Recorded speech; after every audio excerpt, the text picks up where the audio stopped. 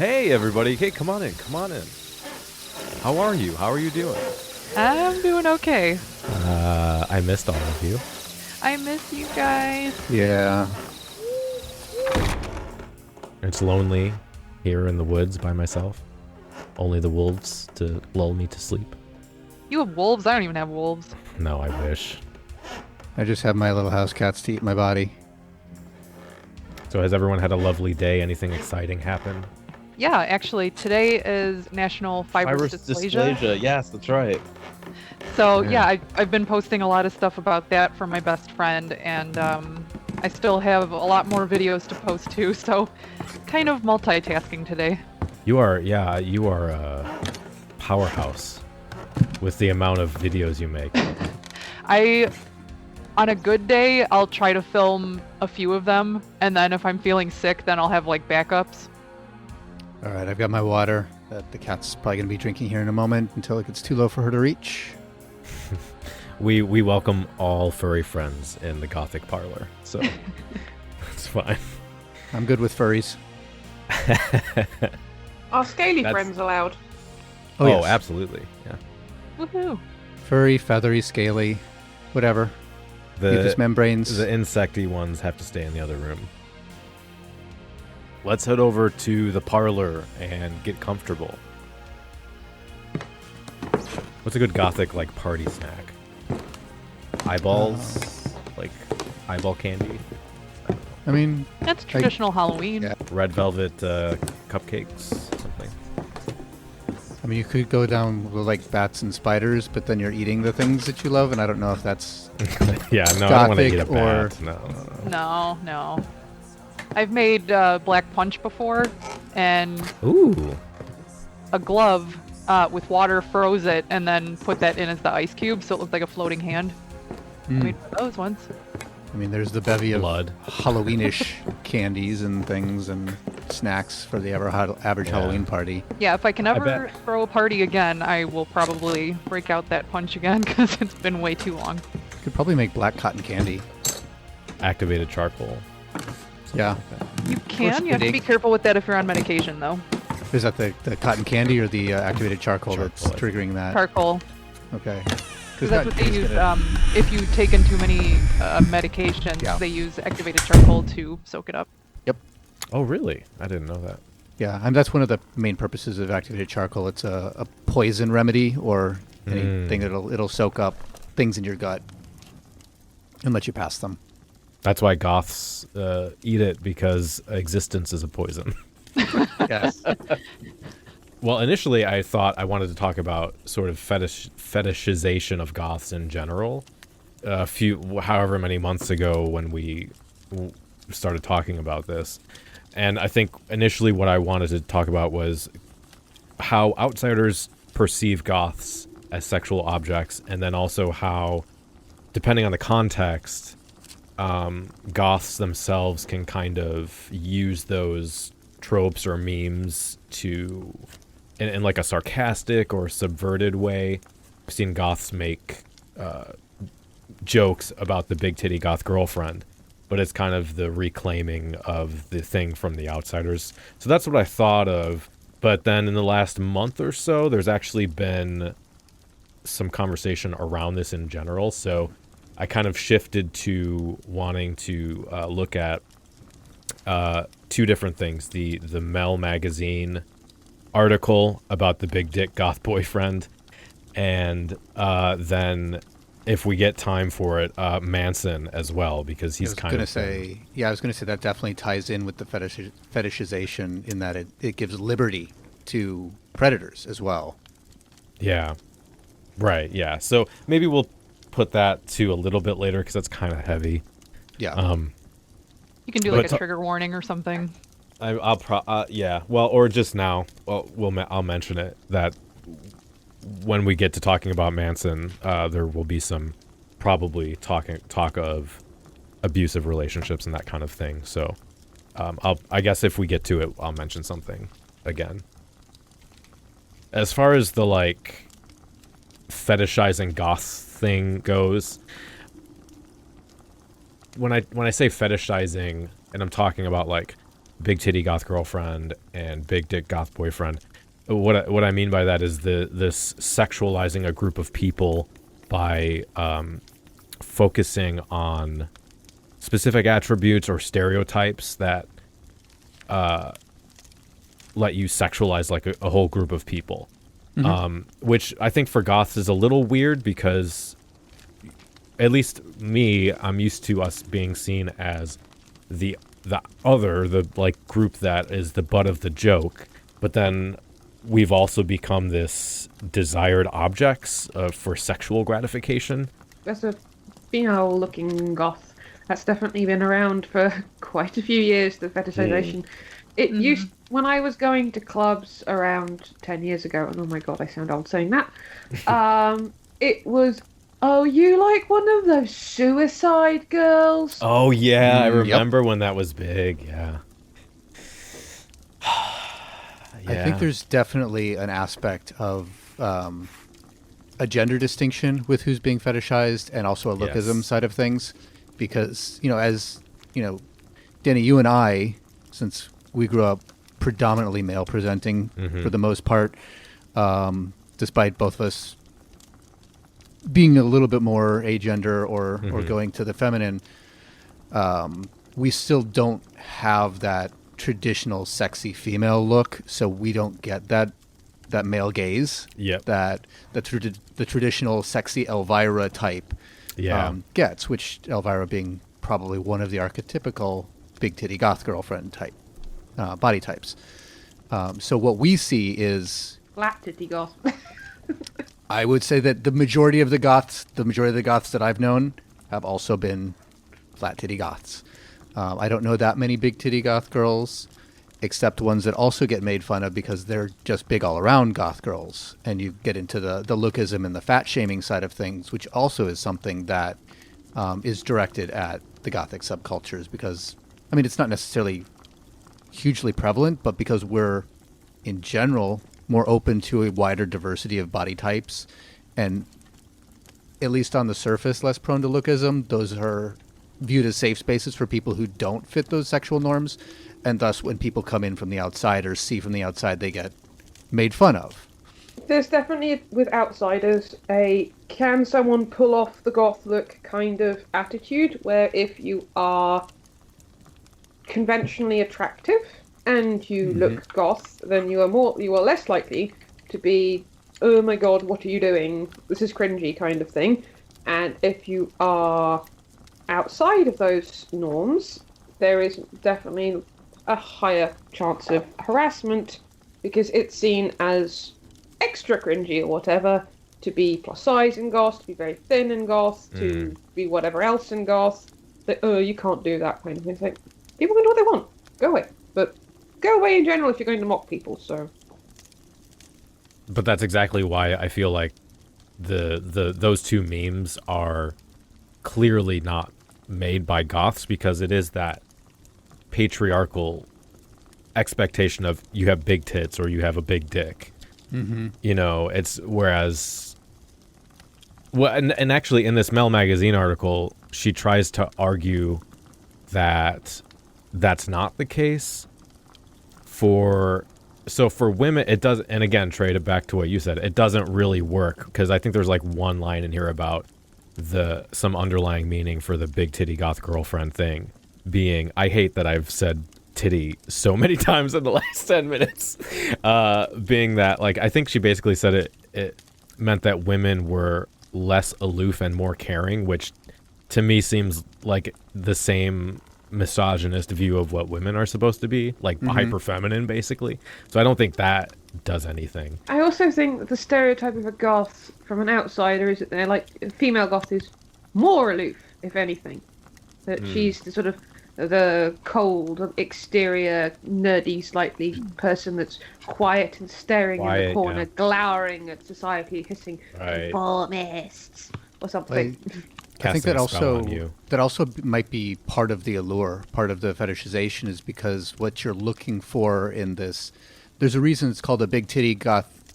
There's a reason it's called a big titty goth girlfriend and not big titty potential future wife. Um, they're wanting someone who's into something just casual, and so they're looking for someone who can be disconnected from that clingy social norm, that other negative misogynistic stereotype about women who, just want to get with you and trap you into a loveless marriage and children and whatever. They want someone who's just DTF. And it's the same thing that people that, who are also Step on me, mommy. Be the allure of the defrost the ice queen thing, where there's like some extra thrill to getting the girl that's cold and aloof to suddenly warm up to you or something. It's more of a challenge, which I think is kind of cringy and creepy. It could be. And it definitely dovetails a lot with the women that I know who happen to be in the goth scene, but the reason they're targeted is not because of a goth look, but because they have tattoos and piercings. And the general assumption is, oh, if you're freaky like that, you've got tattoos and piercings, you must be freaky in the bed too, and into all sorts of things. So, hey, let's hook up and have fun. I can't tell you how many times people have brought up the whole piercing thing and be like, so what other piercings do you have? It's like it gets really, really cringy. I wanted to say, kind of going back to the whole like not looking for marriage kind of thing, to me it's kind of rare when you see a fully decked out goth couple with children. So to an outsider looking in, they probably look at like fetishization. We probably don't want kids. We're just in it for the sex, that kind of stuff. So it does seem more like a one-night stand, which is to say that the goths that do have children, it's not so much that they're not goth anymore. It's just they might have to tone it down because it's hard to dress like that all the time, but outsiders don't look at it that kind of way, if that makes any sense. Oh, yeah. No, it definitely makes sense. No, they get jelly stains all over your white ruffles, and, it's a mess. Oh, totally. I mean, who wants that? You really should get more black jelly, but... And it's also that the idea, I think people... A long time ago, I do remember there being some vague recollection of a video that was called Goths Make Better Lovers. Yes, yep. With the idea that Goths are... I hate that video. Very romantic and more involved with each other long term or something. Yep. So I think there's also like the idea that floating around that goths are the I will read Byron to you by moonlight type. I like that. Actually, that sounds nice. I'd like to read Byron to me by moonlight. I do like Actually, that. That does sound very nice. In that video, it was still this kind of projection of goths being one thing. I think some guy in there said that, there's a difference where if you take a goth girl home from the club, she's going to want all the lights on because she spent all that time getting dressed up and she wants you to see what you look like. But if you take a normie home, they want the lights off. And it's just like, just because less you're a goth darkness, doesn't mean... less darkness. Well, that's true. But it's also, just because you're goth doesn't mean you don't have body image issues or you're super sexual, or it kind of, even if you put it in a positive light, it's still associating a sexuality with being goth, which is not the case. Yeah. Absolutely. Yeah. I'm the first to tell people that I have body dysmorphia. So people tell me all the time, like, but you're so thin, you're so this, you're so that. It's like, that might be so, but I don't personally see it that way. Right. And even if you do, being thin isn't necessarily the ideal thing either. I mean, I deal with that personally as I'm in the too thin category. So there's a window of acceptable body types, and that's what society forces you to look at. But then your own personal perception of that, even if you do meet that ideal body type, you may not feel it because you've had all of that history of emphasis on a certain appearance, and any little thing where you diverge from that, you might be focusing on, and it can really cause you to struggle with a lot of those types of issues. Absolutely. Well, yeah, I think this big titty girlfriend thing definitely doesn't help that, because I am nowhere near that, and that body type is not the most realistic. Like, Elvira is blessed, let me just say. She is blessed to look that way. But that is such a rare occasion that happens, and Elvira is also just a character. Yeah. So I think it's... And also, not everyone is going to find any specific type of body attractive. Everyone's into different stuff. I think a lot of people who fetishize big boobs on skinny people forget that big boobs tend to be a result of body fat. It's like, it tends to come with other curves. It doesn't always, but it more frequently does. Well, And The Jessica Rabbit syndrome. sometimes we have some medical migration of body fat to lead to that sort of thing too. Yeah. I think it's the whole idea that they want the super slender giant boobs thing. It's, I feel like it Well, it's admits very- a lot of people. To me, in my experience, is very like I'm a straight man and a normal guy, because the amount of fetishization of thin women with huge tits I had to grow up hearing about my entire life from, gross sexist dudes is just, as soon as someone says like that's the thing, I'm like, okay, so I probably don't want to hang out with you. Of course, that's a generalization as well, but it's just, from my experience talking with men for my whole life. On the flip side, though, I can say that as someone who identifies as a female, growing up with other girls who liked the stereotypical man who was really, muscular and, who knows, may or may not have a big dick, but there's a lot of women that actually strive for that too. So I understand where you're coming from, where for me, it's like, no, I kind of wanted the more intellectual, not muscular, but toned, maybe like yeah, just kind of like the pale kind of vampire-esque kind of man, Mm-hmm. So, I might not even have real expectations, and J-Jo pretty much fits all of that. I'll just say that right now. There's also what women who are attracted to women might want in their gothic partner might be rather different from what men might want as well. Absolutely, yeah. True. And whereas me, I do not care about anyone's body. Like, I don't care what you look like. It's more, I guess, there's a thing for that, isn't it? Is it pansexual or? Oh, no, it's not pansexual. You're talking about you have to build a relationship with someone. Sapiosexual is, well, that's a different thing too. That's the build a relationship is more of you're going down the asexual aromantic spectrum a little bit. Oh, okay. There, when you're talking about you don't really have that sexual attraction right away. Well, until you develop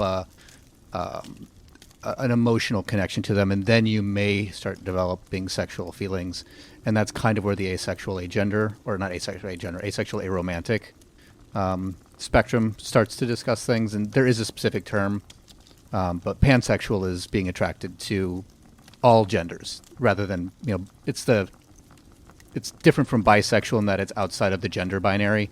It's pansexual means you might be attracted to gender fluid and agender and on all those people. That's why it's pan.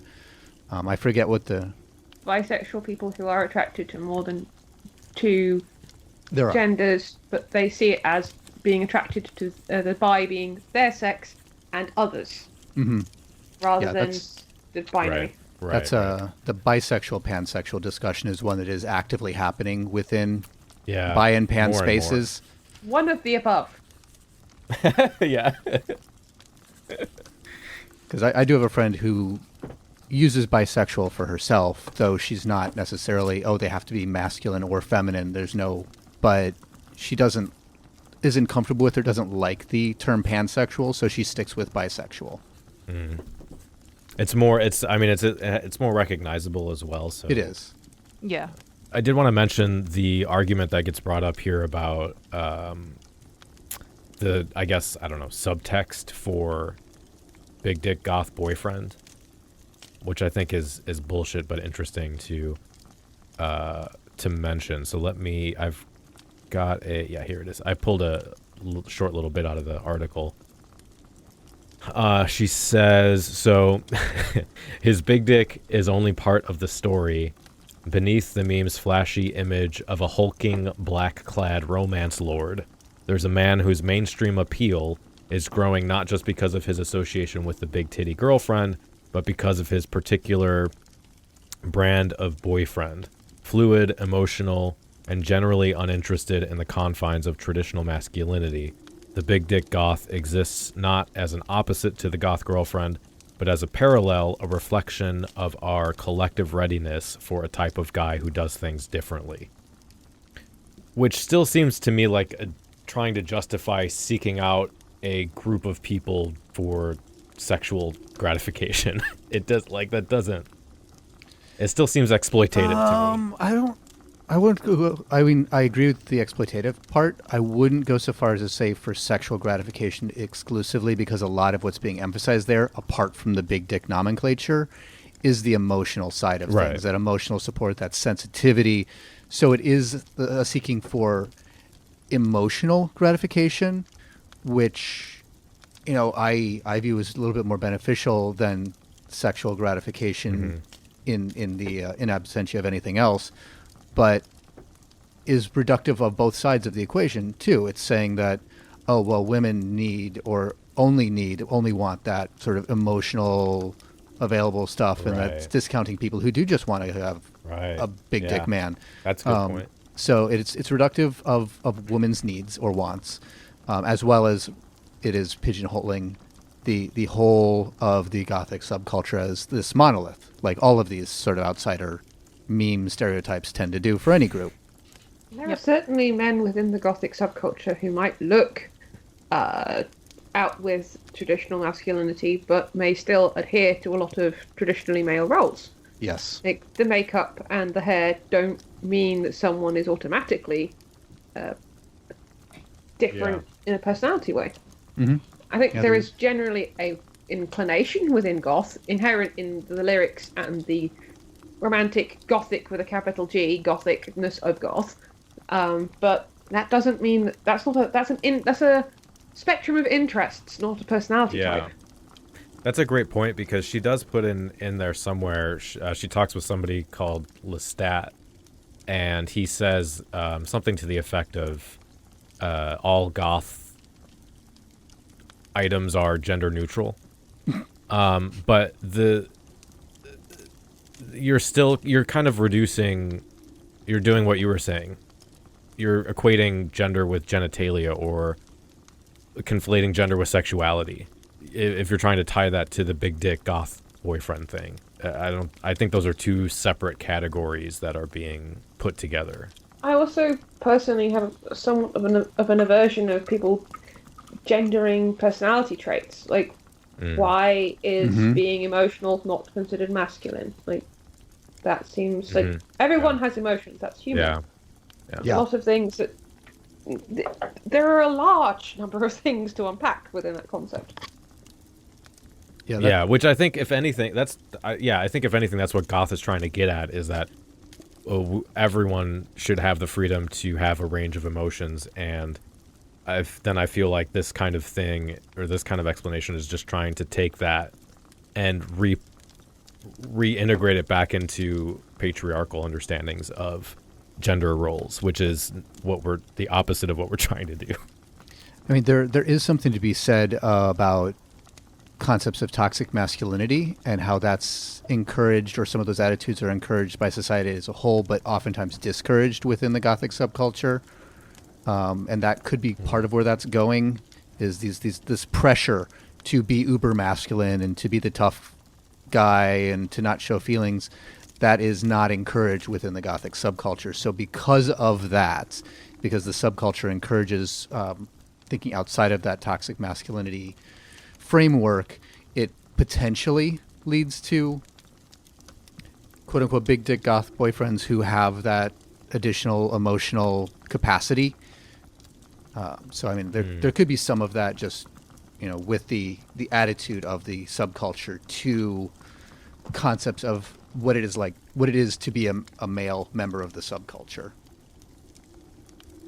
Well, that's a question I could actually ask all of you, is did the sort of androgyny or the fluidity of gender in, or presentation in goth, help you or prompt you to think about or experiment with gender and kind of understand what that means for you?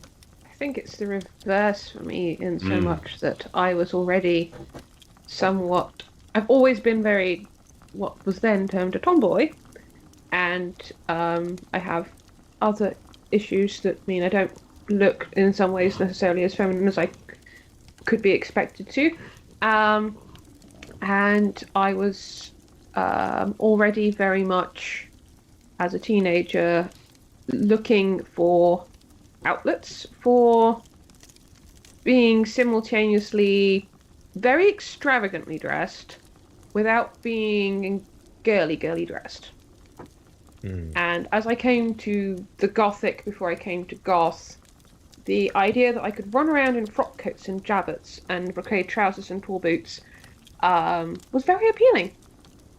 I quite like that 18th century, 19th century, whatever mishmash vampire look that is generally ascribed as a male aesthetic in many ways, but it's still very frilly and very ornate and very feminine in other ways. So it had that sort of potential for androgyny that I quite enjoyed. So I think it wasn't goth prompted me to do that, it's doing that prompted me to be goth. And jabots for the win. Mine is kind of a hybrid between the two, where it's sort of, there is some degree of the experience of being within the Gothic subculture that made me more free to explore concepts of gender. But the initial impetus, from prior to getting into goth was simply being, having naturally the skinny body type and nerdy interests that are not coherent with the concept of masculinity. I was the 80-pound nerdy weakling type of person growing up in grade school and high school. So there was just never any sense that I was accepted within the standard parameters of our societal idea of masculinity. Whereas that aesthetic, the fact that I was skinny, I was pale, I was not interested in sports but liked to read books and talk about philosophy and science and stuff like that, that was something that was encouraged and accepted within the Gothic subculture when I first started getting into it, especially since I did start within a college town goth subculture, which tends to amp up the intellectual side of it, I think, versus maybe a bigger city one. But you had a comment, Carolyn? I had the same but opposite issue in that I'm nearly 5'10". When I was a teenager, I was skinny as a beanpole, often mistaken for a boy because I was very flat-chested and had nothing to show off in curves.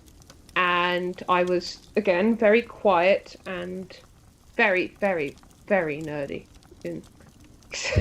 But that's a whole other story. And I wasn't interested in any of the things that a lot of my female peers were into. I certainly wasn't interested in sort of fashion, celebrities, that sort of stereotypical female interest. I think it's fairly reductive of teenage girls, but it's what's often promoted to them. Yeah. I did like sports, but I didn't like the sort of team sports that were the school sports. So I wasn't into badminton, and I wasn't, which isn't team sport, but it's from the school sports. I wasn't into lacrosse and hockey and that sort of thing. I liked fencing and martial arts, which, again, if I really wanted to learn Taekwondo, and I was told, oh, girls can't do that. Wow. That's interesting, because my ex-wife was a black belt in Taekwondo. I used to, before uni came and took away all my time. I was doing 3 different types of martial arts, and I've got an interest in historical European martial arts, especially anything involving swords.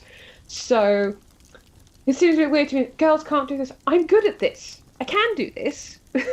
But back then, when I was at boarding school, and you had to have permission to go do something that was off campus. If I wanted to go do ballet off campus, of course I could go do ballet off campus. Sorry, garbling my words for a second. But I said I wanted to go to the Taekwondo class, and I was told that was unladylike. That's not what girls at the good Catholic boarding school go do. So no Taekwondo for me, no martial arts for me until I left school, which is rather frustrating, and I felt kind of held back my progress in martial arts because when I was joining classes as an adult, and there are all these people who've been doing it since they were like 10. It's like, well, I've got a good 8 years of catching up to do. Yeah. And so, sorry, that was a tangent, but that's okay. It's the whole thing of I wasn't traditionally female or stereotypically female. I certainly didn't look it. I was mocked and bullied quite a bit for being tall and boyish, and turns out there's actually a medical reason for why I was not going through as conventional female puberty, And my voice broke as a teenager, so I went from singing soprano to singing a contralto that's practically tenor, which, as choir, was one of the few things I actually liked about being in a religious boarding school. Kind of ruined a lot of things for me. And it was goth was somewhere where I didn't have to be sort of sugar and spice and all things nice. I didn't have those pressures of being a certain type of very feminine girl in any way, or even a moderately feminine girl. I could be whatever kind of person I wanted to be. I could reinvent myself in 1,000 different ways, and I spent my teenage years hopping between subcultures, hopping between aesthetics, trying to find what fit, and everything kept coming back to black and spooky. Where to start? I guess way at the beginning, before I even knew goth was a thing. I also started off as a tomboy, more so in like the nerdy stuff like video games or whatever you want to call it, not so much sports or anything. I always told people I was kind of like the balance between feminine and masculine, because as I got older and was old enough to, go out dancing or something, I could dress up and go out with the girls, but I can also stay home and hang out with the guys. Like, I was kind of the balance between the two. So starting off as a tomboy, the older I got, I kind of started naturally leaning more towards the feminine side. I don't know if that's just because of societal things or whatever, but goth definitely helped keep that tomboy side of me. However, I'd never really went like androgynous or anything. I didn't think it suited me. I had a phase in high school where I was trying to find myself, and I started kind of delving into like punk rock and classic punk and all that kind of stuff. And I wanted a hairstyle like Brody Dahl did.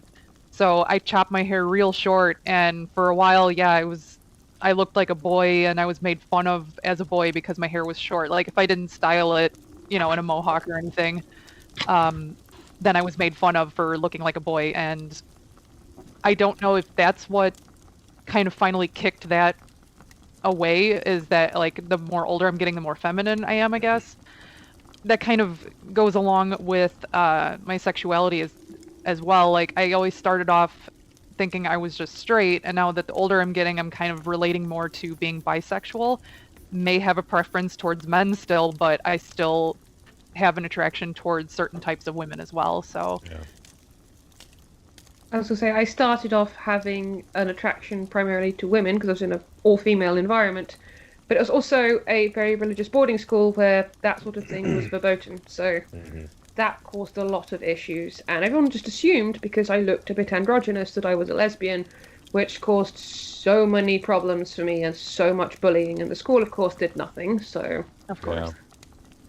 I actually want to maybe ask another question, because thinking about how central, I guess, being goth was for me as a sort of practical way to experiment with gender presentation. Thinking back on it, I actually don't remember, as a baby bat, hearing other goths talk about gender or sexuality too much. Most of the, like, sort of deep late night conversations I was listening to people talk about were around religion or literature or music and that kind of thing. But even as weirdly as central as gender presentation was to my interest in goth early on, that wasn't really a thing people talked about, the experience of being goth or in the community or anything. Is it weird that I actually liked that? Because it meant that it wasn't a topic. It was, you just were what you are. You are what you are. And nobody's asking like awkward questions and stuff, and it's just dress how you want, dance with whom you want, whatever. Yeah. And I liked that there wasn't, like, because I was so used to being, are you a lesbian? Like, in that accusatory tone, and it's like, I was still trying to figure out, it took me a while to figure out that I was bisexual, probably because I didn't meet enough long-haired boys with good cheekbones. And all the boys I did meet were toffs, and oh my god, the one thing I can't stand is posh people, even if they sound like one, I'm not. It goes about half a centimetre deep, and then the rest of me is about as working class as it gets. So then, yes, that's a very good point you made there, Carol, with the I think there is something to be said with the lack of discussion being a point of comfort around those sorts of things, because I think a lot of us do come into the goth subculture feeling like we've had a spotlight on us, or we're outsiders within our society growing up, and it was nice to come into a place where people just wouldn't stare at us all the time, wouldn't be asking all these probing questions about or making assumptions about our gender or our sexuality simply because of some random aesthetic choice that we choose to make. So it's a comfortable environment, and so the lack of conversation might even be something that brought people in. Those conversations would still happen in private if brought up, but they weren't just sort of a topic of gossip. Whereas the overarching conversations would be about bigger picture items, existentialism and philosophy and literature and the music and stuff like that, and what that all means. And how you don't get to talk about that in normal, ordinary conversation with other people. Yeah. And all of a sudden Right. there are people who care about this thing, and you can spout on about Byron for 3 hours, and it's glorious. Yep, exactly. So I think that's a significant aspect That's a of good it, point, that yeah. why there isn't those conversations, because we don't feel we need to make them. Everyone's on their own journey, and everyone's being themselves. And if they want to talk about it, cool, we'll talk about it. But we're not going to be asking someone, well, what does you wearing that skirt mean? Or what does your makeup mean to you as a masculine person or a feminine person? That's just not something that we're going to go up and ask somebody about. I get asked what my makeup means in a completely non-gendered way. It's like, why did you draw on your face like that by random strangers? It's like, because it's art and it's fun. Mm-hmm. What's what you're wearing mean? And I'm like, oh, goth is a music-based subculture with an interest in gothic horror and romanticism. And they're like, is it like the occult? And I'm like, well, some goths are into the occult, but it's not an inherent part of the subculture. It's like, it's not a cult. And they're like, oh, I thought you were a devil worshipper. And I'm like, no, I worship many things, but none of them are Satan. That's what you worship. And I'm just like, nature mostly. I was just going to say, like, kind of, now that we're on this topic, it's kind of bringing flashbacks from high school. Looking back, I did have a very variety of different clothing. It was almost like a fashion road for me every single day. I would just walk down the hallway in something completely different. So I'm probably going to lose some goth points for this, what I'm about to say. But when I dressed more masculine, it wasn't necessarily for masculinity. It was more because I was a tomboy and I just wanted to be comfortable that day. But I would wear trip pants, minding you, this is the early 2000s. I have some too, it's fine. So, okay, good. Yeah, so did I. I still have Okay, them, good. actually. I wear them Don't in tell DIY. anybody. I Yeah. found my people. Okay. I missed that era. but- Well, fortunately Trey or was- unfortunately, I Trey did was too miss that cool. era. He was too cool. He's too No, cool. I was He's, yeah. not. I was sort of out of the scene during the early 2000s. So I was in 90s and then didn't get back until around the 2010s. But yeah, I remember like one day walking down the hallway just dressed in a really baggy band t-shirt with trip pants, but then the next day I could be in a tiny little skirt with fishnets and, platform boots and stuff. And regardless of either way I dressed, I was still bullied. I think that was just the part of being goth in a suburban area that had none others.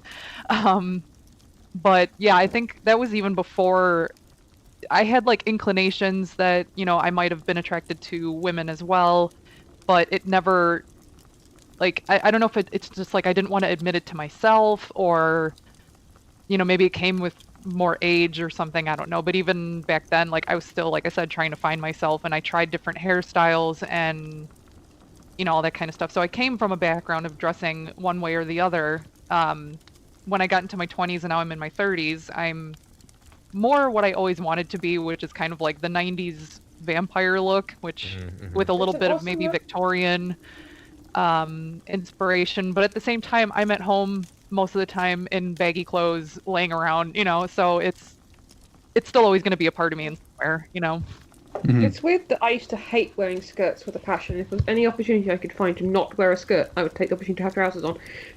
And now, for sheer comfort, I wander around in skirts quite a bit at home. If I'm going out somewhere, I'll probably put trousers or leggings on, but when I'm at home, it's just I can scoot about in a skirt, and it's nice, because I always wear long, floaty ones.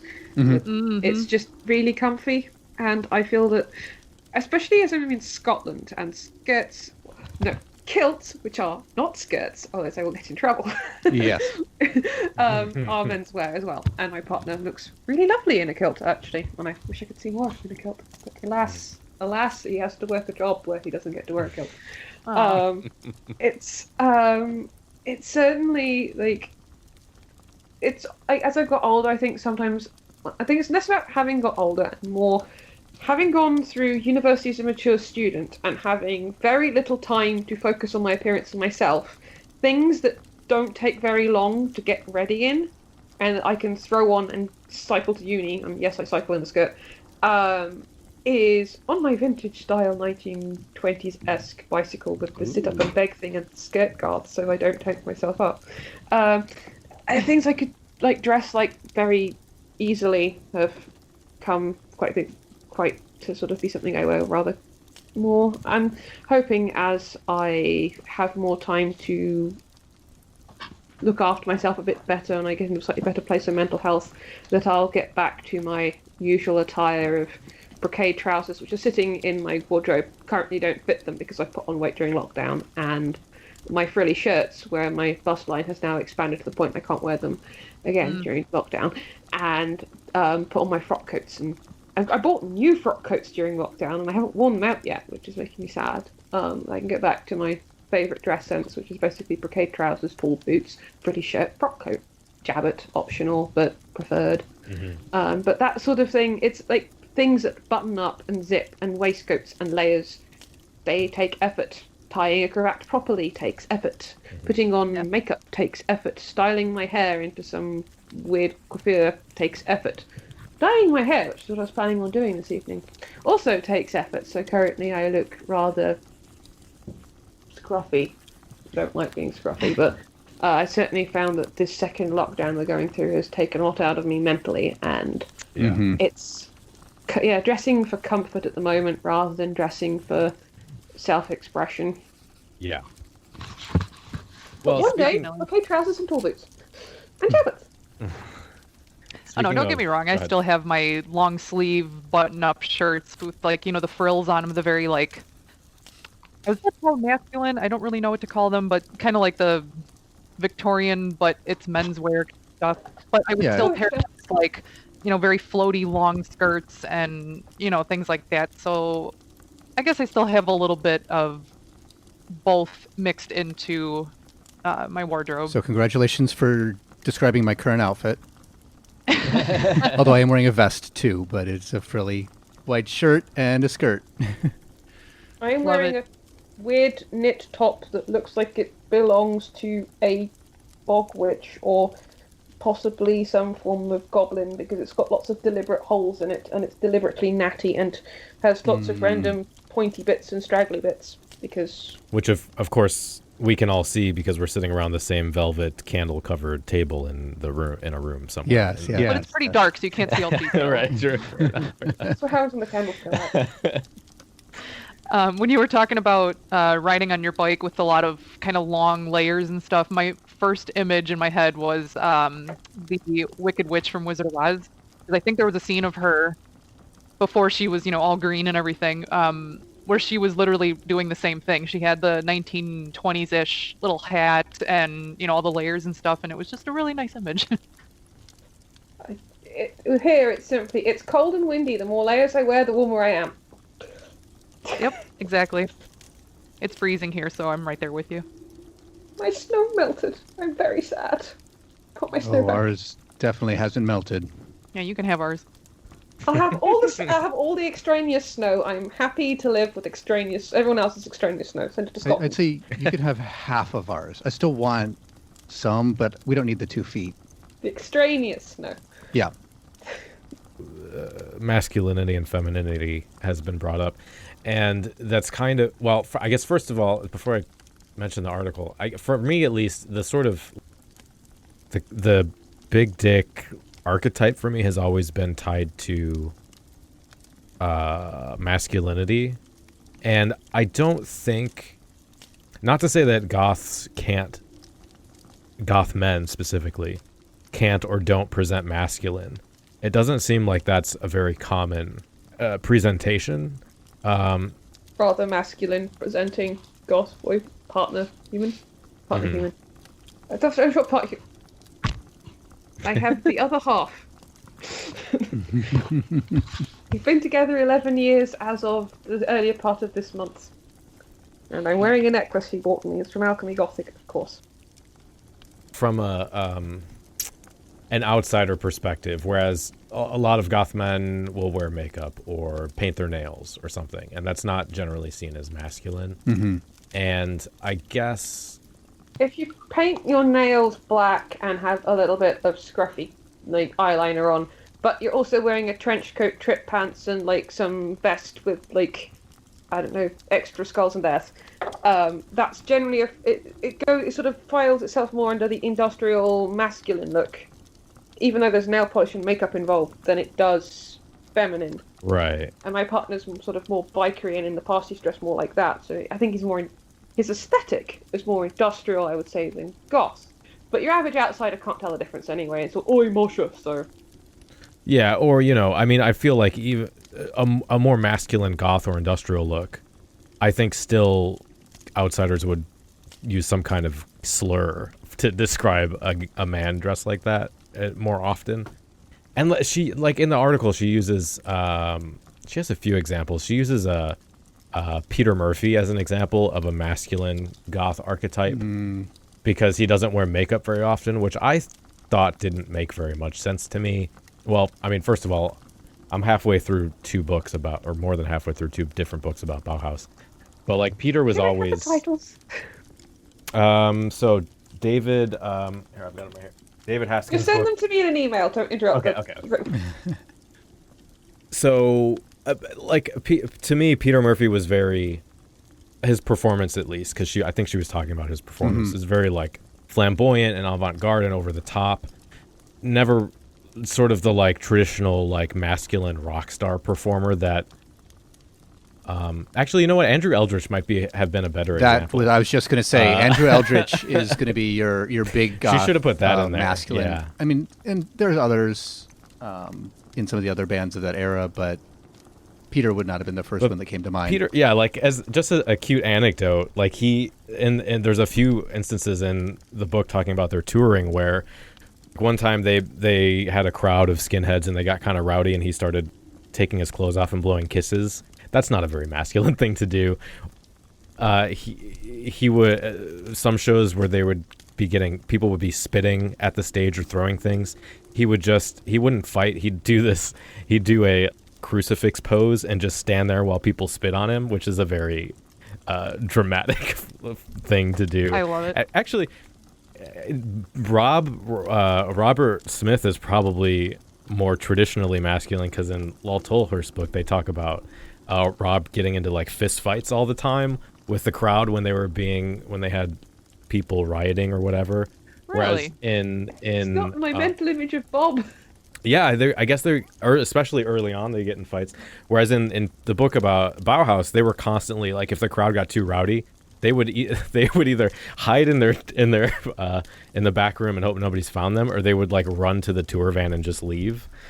There's not a lot of traditional masculine performativity in goth culture, I don't think. There really isn't. Kind of I mean, want to Andrew's say the big Andrew one. Eldritch strutting around shirtless with always some kind of phallic object in his hands, like a random metal stick. Yeah, I mean, you've got like you've got like Carl McCoy too from Nephilim, but in general, those are like they're outliers. They're definitely outliers. They're not the norm. If you look at most of the front men or prominent members of most major goth bands, androgyny is more the look of the day, if not outright femininity. Included with the Peter Murphy part, she also said Peter Steele within the same. Yeah, practically. Yeah, he would be very much masculine. Is he goth or not? But he's like masculine. Yes. So like he was, what she was trying to describe as masculine, but then at the same time she threw Peter Murphy in there. And it's like, well, Peter even besides what you just told us, Danny, which I had no clue because that just sounds so backwards to me. But Peter, we all looked up to him more for his cheekbones than anything else. Even that could be a feminine, Yeah. Cheekbones for everyone. Yeah, cheekbones for everyone, man. And it's like it's just weird to me that she put the two complete opposite men, like even just looking at them, not even knowing who they are, just put complete opposite men in the same sentence, and that one I had to make a note of because it didn't fit for me. Well, I mean, they both do have Dick in their name, or True. has their name. True, maybe that's where I missed it. It's interesting to me because initially when she sent me an email to do an interview for this article, the examples she was using were media. So she was talking about like Frankenfurter and who else? I'm trying to remember. Edward Scissorhands. Yeah. That kind of thing. Whereas I think she brought Peter Steele up. She might have mentioned The Crow too. The Crow, yeah. Which is, so I think people kind of shouted her down a bit, but like you do see those examples in other articles, not this one specifically. And my thing is always, well, first of all, those are fictional characters. The characters aren't goths. Oh, am I audible? Yes. Go ahead. Okay. Because it came over a bit quickly just then. Yeah, not only are they fictional characters, they're not intentionally goths. Like, they're gothic. Yeah. In many ways, but they're not necessarily like Dr. Frankenfurter's not a goth. Right. Edward Scissorhands is not a goth. The Crow, I guess he's kind of meant to be more like... He's a rocker. He's a musician and everything. He's but brooding. Yeah. I mean, he's very depressed. I mean, he was definitely a gothic icon in the 90s. Yeah, definitely a gothic icon. He is meant to be a musician. That's like part of... Like, so that they're going for something that's definitely heading more to what actual goth is, but it's still sort of gothic looking, very, very goth ambience, but not specifically a goth in the same way as, say, Abby Scuto from NCIS is written to be a goth. Right, yeah. Yeah. Goths like them, but it's also, there's a whole Tim Burton fandom. There's horror fans love The Crow. Queer people really, there's a lot of queer folk into Rocky Horror, like that kind of thing. They're not unique to goth culture. And that was actually something that I think Zachary wrote a response article to this. They were basically saying that goth has our own icons and people that are active and respected in the scene right now being goth and being examples. But you never, I think they said, are we going to continue to be compared to icons from 40 years ago forever? And it's frustrating that outsiders writing articles about us constantly just bring up the same examples without any real insight into what's going on right now, And I think for an article which is very aesthetically minded, because this is like that, I guess, the visual fetishization of goths, it wouldn't take much of an Instagram search to find some goth or goth adjacent people who are very active and very popular. I think the problem, though, is what the article needs is an example that can be named that is recognizable to a mass audience. So that's why I think they did lean towards characters in a movie, because people have seen Edward Scissorhands, people have seen The Crow, whereas, when they came out and said, Peter Steele, Peter Murphy, if you're not already in the scene, or at least in those specific music scenes, do you really know who those people are? So the big question is, who would be a good example that might have enough public presence to be used that we would accept as, that could be an example of a goth masculine presentation that I think the average person on the street might know. And do we have something like that? Actually, back into underground for that. Actually, I love that we're on this topic of media and icons, whether they're fake or real or whatever, because I had someone message me recently, someone who doesn't even look like a metalhead, like they're not even in the genre whatsoever. Keep that in mind. They tried telling me that Batman was goth because he comes from Gotham. Oh my God. Yes. Are they 10? No, I mean- surprisingly, this guy looked like he was in his 20s, maybe 30s or something like that. But I had this long rebuttal that I sent to him, and he never messaged back. But I had to explain to him that Batman was created in, I think, the 1940s. Don't hate me if I'm wrong, whoever's listening to this.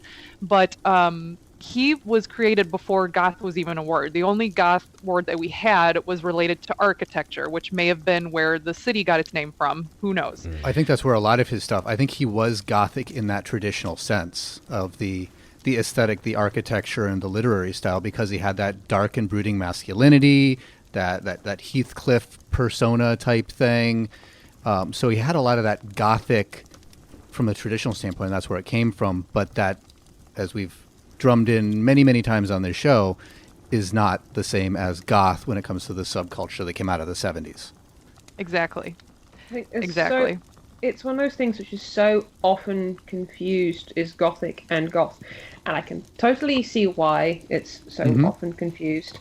And so I don't really, especially someone who's both of those things, I don't really hold it in that much frustration. But when it's something that's specifically about the subculture, then you need to be specific. I don't, like, if someone wants to say, I don't know, if someone wants to try and argue to me that something or other is goth and they're meaning the subculture or the music genre and it's not, then I get frustrated. When it's just they're referring to something like, oh, goth decor, what they really mean is gothic decor, I get a little less frustrated. I'm like, has it got black damask wallpaper and pretty gothic arches? I like it. But if it's like trying to tell me that Evanescence are a goth band, it's like, no. Like, just no. I had a little early 2000s shudder right there. When I was 14, I'd have told you that Evanescence is a goth band, but I'm not 14 anymore. Luckily, I knew the difference when she was around, or still around, or whatever, so I will say that. But yeah, when the Batman thing was brought up, though, I'm like, one of my points in rebuttal to this person was like, yes, he's dressed in all black because he's trying to blend in with the shadows. He chose a bat Just because like they us. come out at nighttime. Yeah. So, like, I was trying to get at, like, where he was relating to this, and I said, you know, maybe he is really depressed because his parents died tragically, but does that mean that everyone who loses someone becomes goth automatically? Like, so I was Beats really up trying criminals to in their spare time. Well, to put an answer in his mouth, we are dealing with someone who struggles with tragedy and death, is a brooding man who dresses in all black when he goes out at night and gives himself a pseudonym, and is focused on bats as an iconic spirit animal, and this is very goth in general. So, I mean, there is You heard Batman. it here first. Batman isn't goth, but there could be an argument made because of all of that. That it touches a lot of those stereotypical checkboxes. He can be considered gothic inspiration, perhaps, or goth inspiration. He's goth adjacent enough, especially in a lot of 80s that incarnations. I was going to say a lot of that came from the Tim Burton films, like the ones he produced or directed, whatever. A lot of that came from that, and I think that's probably where people are getting this from. The or at original least this Batman guy was did. not nearly so dark. No. It did predate the Tim Burton. They made him dark as a. Adam West was a big old goofball. Yeah, Adam West was a big old goofball, and I think I want to say it's in the 80s when all of the comic books got dark. They kind of kicked against that and rebranded him as the Dark Knight, and then Tim Burton went off of that. Yeah. But that's my argument, though, is that he started before goth was even a word, as far as, you know, like, besides architecture, you know. So, yeah, and that's where my argument was. I'm like, okay, this guy seems like he's supposed to be a really big fan, and for some reason decided to tell me all about this. I'm like, I'm the last person to tell this to, but what I think, you know. There's probably another point to be made about the media representations, actually, because, well, I feel like I have been kind of hard on this article. I actually liked this article in general, though there were some problems with it. Too. Yeah, It was I better didn't than like I thought. I hated the premise, but I was surprised at how good it was. I felt like it oscillated. Like in some, it sort of bounced between being, "What on earth are you saying?" and "Oh yeah, this makes sense." Mm-hmm. And it was like it was inconsistent, but more positive than negative. Yeah, and I think that's probably because the author decided to actually have conversations with goths before publishing it, whereas it could have been... I mean, really, you only have to click on the links that are hyperlinked in this article to see how bad articles about goths usually are. Even in big publications like The Guardian, there's a preconception of what narrative they want, and then they fit it into that, or goths are the butt of the joke, or they're clickbait with the sort of like makeover thing or the exaggerated whatever stuff. And props to this person for probably having a idea of what they wanted to write and then talking with goths and being like, oh wait, no, that's not correct. And some of that still kind of made it in, but I mean, that's not new. People have been talking about that since the 90s, when all the news stations would go out and go to goth clubs, or newspapers would write articles, and it was either the obnoxious like D-bags who would agree to be on camera and then behave like assholes, or if you had actual goths take time to be interviewed, they would get taken out of context, or they would, change what they said to fit whatever they were trying to push in that article or video, or, edited down. So, people have been goths have been skeptical and cautious of media in general from outsiders, because it never turns out. And actually, to quote Zachary again, I did write this down. They said in the article, engaging with tourists to the culture frequently has the vibe of, come on, I came here for interesting, so be interesting. Not human. No, that exotic other that I can escape into. That's sort of the way, outside media tries to engage with goths. So, and that has a sort of a double-edged sword. If you're not interesting, then they're like, oh, they're disappointed. And if you are interesting, but you're actually too weird for them, then they're like, what the hell? It's like, well, you did sign up for goth, and here we are, being goth.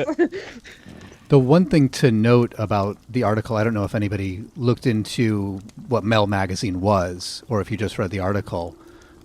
I'm looking at their About page right now, and it's actually specifically about what it is to be a guy. It's about concepts of masculinity and sexuality. And from their About page, I can just read it off. It's basically... Maybe I was looking at a different... There's no playbook for how to be a guy. So at Mel, we're trying to figure out how to live without one. A lifestyle and culture magazine, we cover sex, relationships, health, money, work, and culture from a male point of view, even though we're not all male, and aren't entirely sure what male should mean anymore. We tell stories that no one else is telling, share perspectives that no one else is considering, and illuminate people that no one else would even think to seek out. We also talk about dicks a lot. So, okay, see, I was just looking at headlines of articles, and I thought, oh, this is just a typical gossip, they have a lot of that, but they also have, because after you read that, if you look back over the articles, you can see that it is gossipy stuff, but it's very focused on this sort of seeking about being a guy and what it means, in, especially today's culture. So, I mean, I thought it was interesting, and I did check out a couple other articles on the magazine. We sort of touched on sexuality. I feel like we kind of beat around the bush a bit. Not that, hey, I love a good beating around my bush.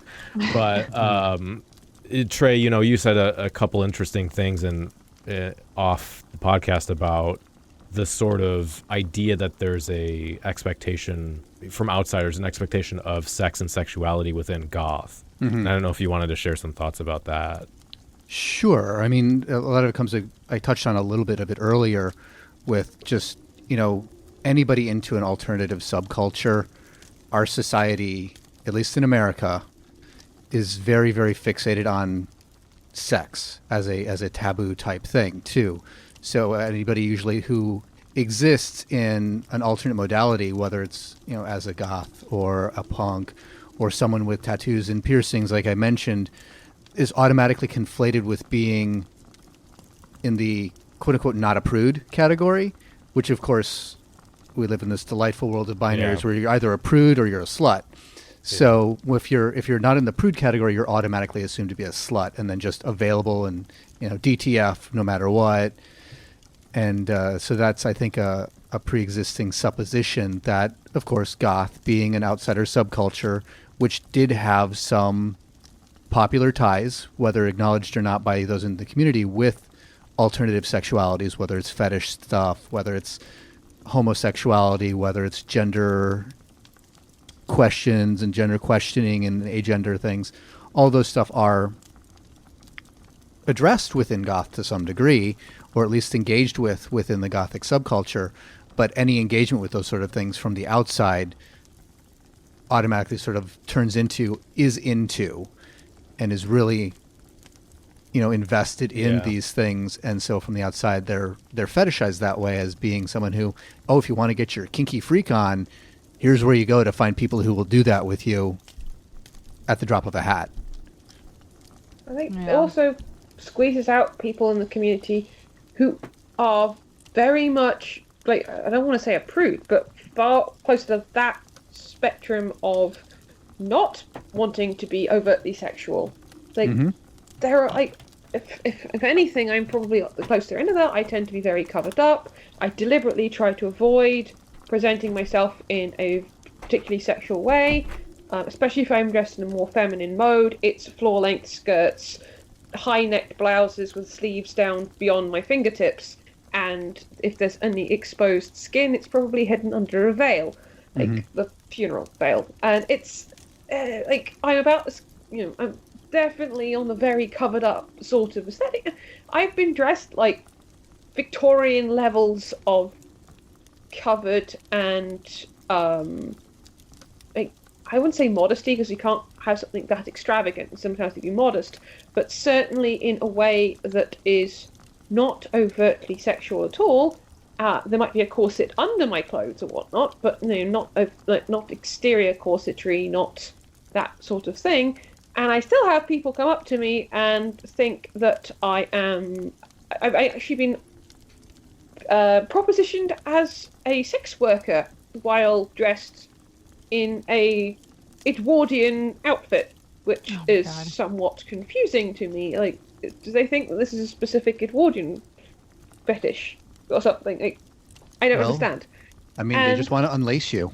And it's I think that is it. I think part of it is they want to defrost the Ice Queen, unlace the prude, and it's sort of no, go away. I am not giving any. Not that outfits should be considered a come on, but it's proof. I think if there's any, that it doesn't matter what you wear, you're still going to attract creeps. Absolutely. I mean, I think there is generally a dehumanization to the other, just in general, though, because that's something that you'll hear from other cultures too when you have cross-cultural stuff, whether it's our attitude as Western society towards Black or Hispanic cultures. When you dehumanize someone but they're still human enough, then you turn them into almost a sexual object at the same point. They're something to be lusted after, something to be acquired, not a person to be treated with respect and courtesy. And there's not this thought to ask them about, are you into these sorts of things? There's just this assumption as that person has been objectified, they've been dehumanized. So there's definitely a thing with that attitude from an overarching culture to an outsider group, whether it's goths or blacks or Asians even. There's always seems to turn into that sexualization very quickly. Though I would say I wouldn't.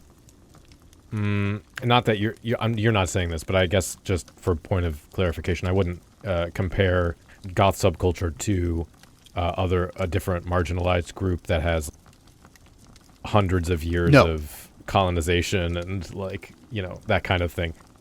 Similar concept, but not certainly people of those marginalized groups find themselves within goth as actively participating. But it's just because there sometimes is that persecution complex out there for goths. It is not the same thing as being a Black person in America. That is true. I'm only equating being othered and being sexualized, and how it's a very small leap from being othered to being sexualized, because you are viewed as an object, not as a person at that point. Right. It's once you start stripping away someone's concept of their human, then it's very quick that you start replacing their own free will and ideas with your stereotypes. Yeah, it's a what can you do for me? And oftentimes that goes into the pants. Yep. Yeah. Especially. Well, I was even discussing all this with J-Joe before we started, and he brought up a good point too. He's like, yeah, but that happens with African Americans every day. Like, you automatically think, like, the stereotype that the men have big dicks, and so it's like, it's not just the goths, but it is interesting that it took a turn into that subculture. Now it's just very. Well, yeah, I don't understand it because, like you said, I mean, they all tend to look more on the feminine side, so I don't understand. And I mean, personally, I like little penises in cute little cages. So everybody's got their own thing, you know. Should we talk about Manson? Should we bring that up since we're talking about sexuality or sex and I think that kind of thing here? It's a good transition to it. So I think pointing out the what's their name? The Dorian? Yeah. Of Herbs and Altars? Yes, of Herbs and Altars. So Dorian's video was excellent about that aspect of things, this pressure, again, dovetailing right with what we were talking about, with the assumptions that when you're into alternative subcultures and tattoos and piercings, you're into all of that stuff. And that includes the fetish stuff about BDSM, and you know, you can even bring in the whole 50 Shades of Grey thing that became a whole thing now too, and had its own unhealthy spawns that came within that community. That, you know, talking with people in the BDSM community, the fallout from 50 Shades of Grey was similar to the Manson thing in that it let predators come out and prey on the people who are just coming into the scene and don't know any better, but have some preconceptions about what the subculture is about because of those public portrayals. So as Dorian mentioned, when they were talking about this Manson thing, is that there was a degree of understanding from the outside that goth is into kinky stuff, and, you know, the ideas of, you know, it's not just about death and brooding, but there's the suicidal ideation, there's cutting and other self-harm things. There's an extremism of like, you would call it edgy now, but an acceptance of like, well, it's weird and dark and not mainstream, so it's fine, kind of thing. Right. And when a baby bat is coming into the subculture and trying to figure out how to fit in, how to make their presence known and be accepted, sometimes that edginess is the easiest way that they could feel it. And you have predators within any subculture, but they're predators within the subculture, or that just are hanging out in the subculture. Those would be the people who come to the goth clubs looking for the freaky chick, right? And they might find someone who's new to the subculture, who doesn't know any better, and thinks that they have to put on that persona of the freaky chick who's, you know, down for anything, and then gets picked up by this predator and abused by them. And there's some evidence that Manson was capitalizing on that sort of idea, that sort of aesthetic, because there was a lot of the stories that came out was him grooming young fans who are trying to find acceptance within the Mansonite community, which is not linked to the Gothic community in reality, but in popular culture it is.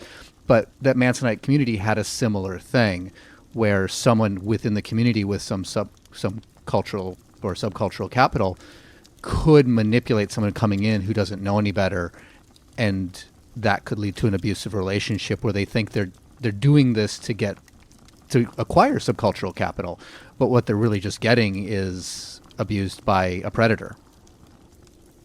When I put this video on the Facebook page, and I mean, the title of it is kind of clickbaity, but a lot of people were commenting initially saying, you know, he's not goth, stop stereotyping goth culture.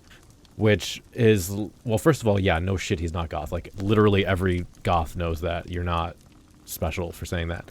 But also, you can't pretend there's no crossover, because, I mean, I've met plenty of goths who were like, oh yeah, I got into goth because of Marilyn Manson or because of Slipknot or whatever. Exactly. Whatever non-goth band. Go ahead. 2000s, more goths. I mean, that's how I got into goth. It was Evanescence, Marilyn Manson, that kind of metal that was on the darker aesthetics, had the gothic look, because I was familiar with the gothic look, but I wasn't familiar with the gothic subculture. And I think there are a lot of teenagers who came to goth, especially in the 2000s, who had seen like 90s goths, or like seen, you know, goth, but weren't necessarily musically aware, still coming into sort of exploring their own musical tastes and exploring music in general, who might not have come across Susie and the Banshees or Bauhaus or whatnot, but were a decade and a bit earlier in popular consciousness. So for them, that was, for many people, the entry point, because that was what was misdescribed in the mainstream as being goth. So you like the spooky, you like the black. Well, here's the music that goes with that, but it's actually not the music that goes with that. But then after a few years, people start, less time these days with the internet. There was the internet in the 2000s. I just didn't have enough of it. It's like it was an entry point for a lot of people. I think there's still a lot of people who have a foot in both camps, and that is fine to have multiple genres of music taste and overlap. And especially if you live in a small community like the Highlands goth scene, you will find an awful lot of overlap because there simply aren't the numbers to sustain more discrete subcultural classifications. Like if we had a metal night and a goth night and a this night and a that night, an industrial night, whatever, you'd get 5 people at some of these things because it's just not enough. And so when you have a lot of, and especially there's going to be other communities like that where we all share one black umbrella. Or parasol, probably a parasol. And like I said, those people are the targets, right? The people who don't know any better, who are just getting into it from whatever gateway band, whether it was Manson or Slipknot, or for me, 9 Inch Nails and Typo Negative, which also not goth, but that was my gateway into it as well. Our gateways are going to be a pop cultural figure or a pop cultural group, usually. Sometimes a family member or brother or someone we knew in school too, but oftentimes it is that pop culture, like, oh, this is interesting to me, and you start looking into it. So that's why those are the targets. And I think while as a subculture, goth was very good about denouncing that Manson wasn't goth, or Trent Reznor wasn't goth, 9 Inch Nails wasn't goth. We're very good at that, but we weren't good at doing the next step of saying that, these sort of abusive things, this fetish stuff, this edgy stuff wasn't goth. That part we weren't doing. I think we've got better at calling people out for being edgy for edginess' sake. Yeah. I kind of, maybe the truncated version, and on the What is Goth episode, I talked about this a bit more at length, but I think, especially in the late 90s and early 2000s, goth was, people were talking about it as a apolitical thing, which I think allowed for people to come in and be abusive, because if you say that goth doesn't have anything to say about feminism or bodily autonomy, and it's just fashion and music and spooky movies and dancing, then you could get away with sexist stuff and still be part of the scene. And whereas now, like you were saying, we see a lot more talk about like trans acceptance and feminism, and especially in goth spaces, I see a lot of it being pushed by younger people, which is fantastic. And I think, like when I was talking with you, Trey, and maybe I think in the Obscura Undead interview too, I was talking about how I feel like a lot of that sort of leftist or political activism stuff, while it does exist in goth, most of that in a general conversational sense came from other subcultures, and then more mainstream media having those conversations, and then goth kind of followed after that, after the hard work that queer people and marginalized people were doing. And so now we are seeing more of that, like keeping abusive people out, calling people, even if you're in a huge band that we have all listened to, if you're going to be an anti-vaxxer or you're going to say sexist things, we're going to call you out on that, not let you just get away with it. Because if you do let people get away with it, then it becomes normalized and nobody talks about it. And that's where some of the abuse that Dorian experienced and some of their friends that they knew experienced. I haven't seen Dorian's video, by the way, so I can't comment on that. But one thing I would say is that I think another thing is that with edginess comes the concept of persona. And certainly when I was a Manson fan, which I was as a teen, I didn't think that Brian Warner acted like Marilyn Manson. Right. I did thought that Brian Warner in his own time was probably a lot less dramatic and a lot more normal than the presentation he gave. I read the biography, and then initially I was like, oh my god, this is awful. And then I was like, oh, he's made it up for the book. Because, Right. surely Yeah. if he'd done it in real life, he'd be in prison, right? Yeah. So I was like, oh, it's just, it's a work of fiction. And yeah. And then, like, when he does these super dramatic interviews, and he's like, I'm going to be interviewed in a darkened room with, like, bags of cocaine nailed to the wall or whatever, and, like, talk about Satan. It's like, it comes over as performance art to me. It didn't come over as, but they thought, when the interviewer's gone, he'll open the curtains and, like, laugh his head off at how much nonsense the press would believe, especially because the press like to come up with new and crazy stories about Marilyn Manson. So I thought, he's just running with it to wind up the police. It's all a big joke. It's all at the expense of the easily shocked mainstream media who think he's, like, sacrificing babies to Satan or something silly.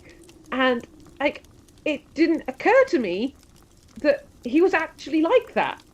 Because I thought he's just being edgy. Well, it wasn't the term used then, but it's like, he's doing it for shock value, I think was right. Yeah, the shock rocker And I think, ideal. And it's good, I think, that we're more critical of that you can be shocking without perpetuating real world behaviors that are abusive and harmful.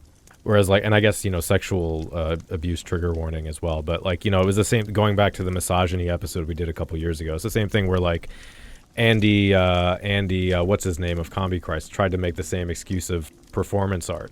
But then if your performance art is about raping women and murdering women, does that mean it's okay just because it's fake?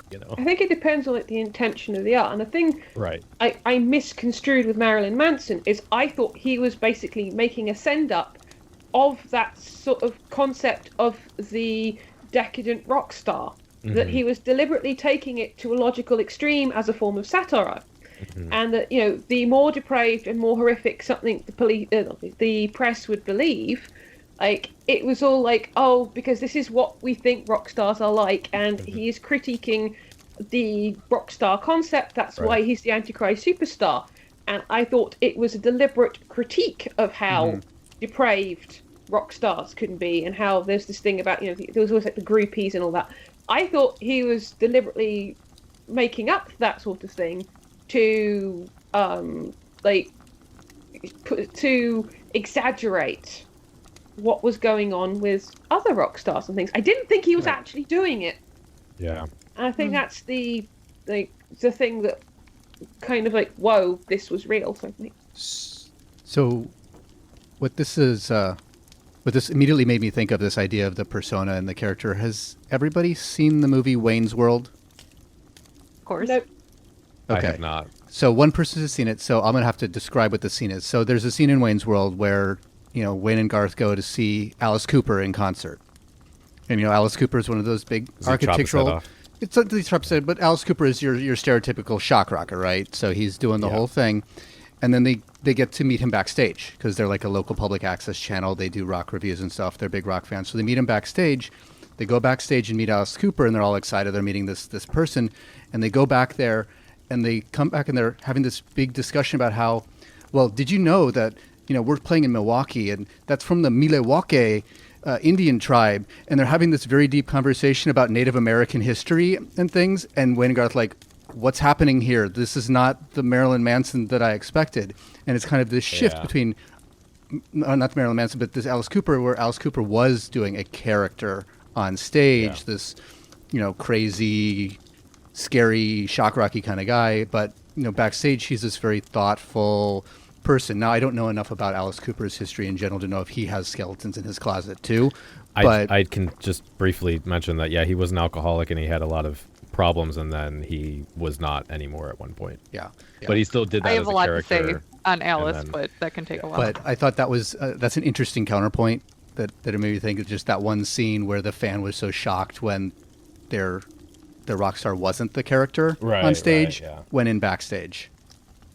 Because that's what I was expecting with Marilyn Manson. I was expecting that Brian Warner would be, like, polite, intelligent, would, once the makeup came off and the persona's down in his own time, he would, be like in that kind of scene. I didn't have this concept that that's actually who he, like the line between Marilyn Manson and Brian Warner at some point was never existent or was completely blurred. I don't know if it was a product of the stratospheric rise to fame, or if he was always like that. But it didn't. To me, I thought at the end of the day, he takes off the makeup, he goes back to his hotel, and he's like, "I'm just a musician." Yeah. He also tried to play that up. A lot of the sorry. Go ahead. A lot of the time, especially growing up, everyone said how smart he really is in real life. Yeah. So I took it like that too, just like, okay, he's another shock rocker, and I grew up with Alice. I know everything there's to know about Alice, so that's a different story. But yeah, I thought the same thing, that, okay, maybe he is really smart in real life. I'm not a big fan. I like a few of his songs. He's just kind of there for me, so I was like, okay, cool. He's a nice guy in real life, and maybe he's really shy in real life. Who knows? But now it's almost like how you said it was a persona on stage. Was the smartness thing, is that also a persona so he can also get away with things in real life? He said something really kind of gross recently regarding this situation, and he said that his whole life he's been surrounded by controversy.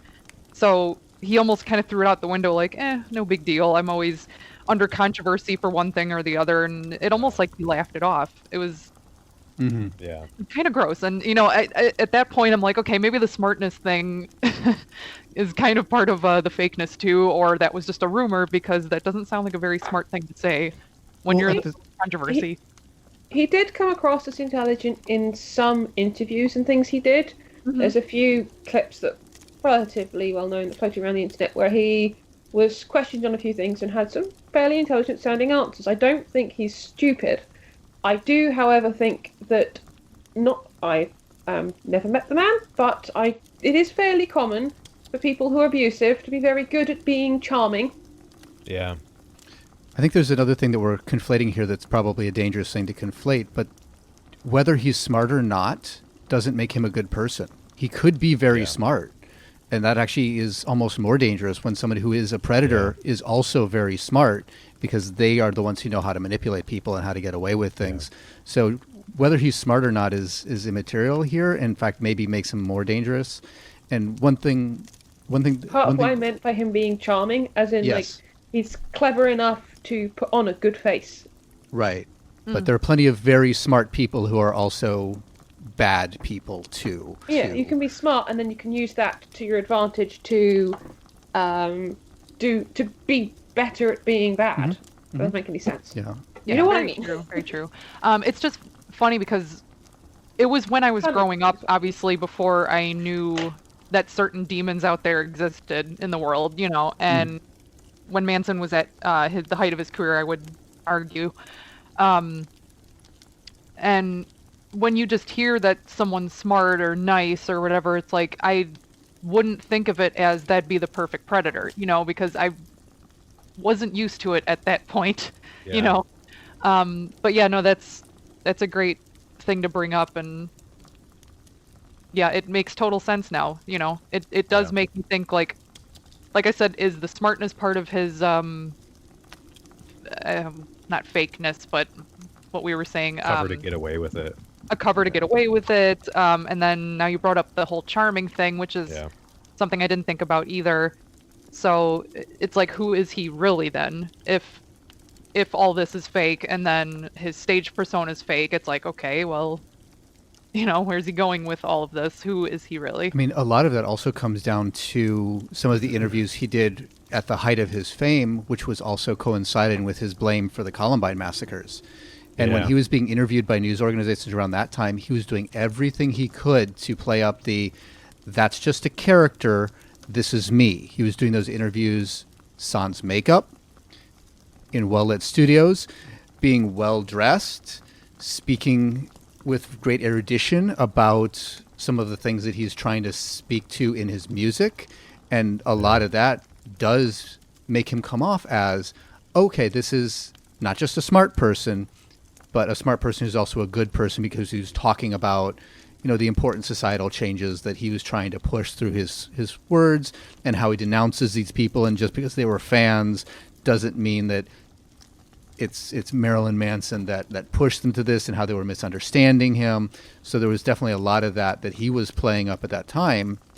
And it might not even be playing up because, everyone's a hero in their own story. So what he believes in his core, none of us can speak to. We can only go by what we see as his actions and his words, and how those mesh or don't mesh, and how the reports of those people who were his confidants and lovers and close to him and what they're saying. So he may not think of himself as a bad person and using his intelligence to manipulate people and all of that, but the end results seem to be the same. Yeah. I think there's the kind of interviews that I was thinking of. He does sound intelligent in some of his interviews and things. That's what I'm thinking of, like when at the Columbine aftermath. And yeah, he certainly at that point, there was this sort of, he definitely came across as there is Brian Warner and there is Marilyn Manson. I know that he has had a lot of substance abuse issues, a lot of addictions. It may have been that over time those lines became more and more blurred. I'm not trying to justify him, just trying to sort of say that there could have been a progression from a delineated persona to someone who became more and more consumed by a persona. It's not an uncommon progression, right? That's the stereotypical story of the rocker. Gets famous and then starts destroying hotel rooms, abusing groupies, and doing drugs and alcohol until they kill themselves at 27. Yeah. Yeah, that's pretty much and of course that's the thing I thought he was trying to send up initially as well. Mm-hmm. Which apparently, sorry, go ahead. Sorry, you carry on. I've waffled.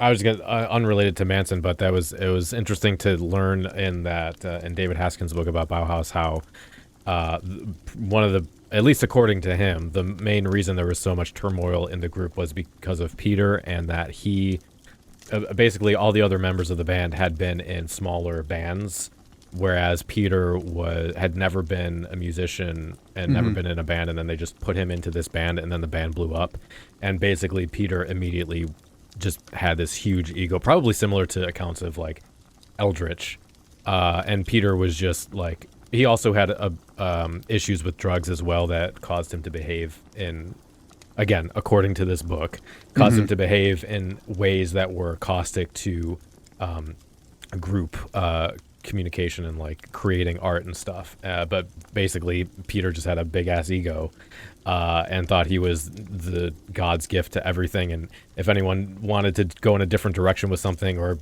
do a little, have a little more responsibility with something, he like freaked out about it and threw a tantrum and whatever.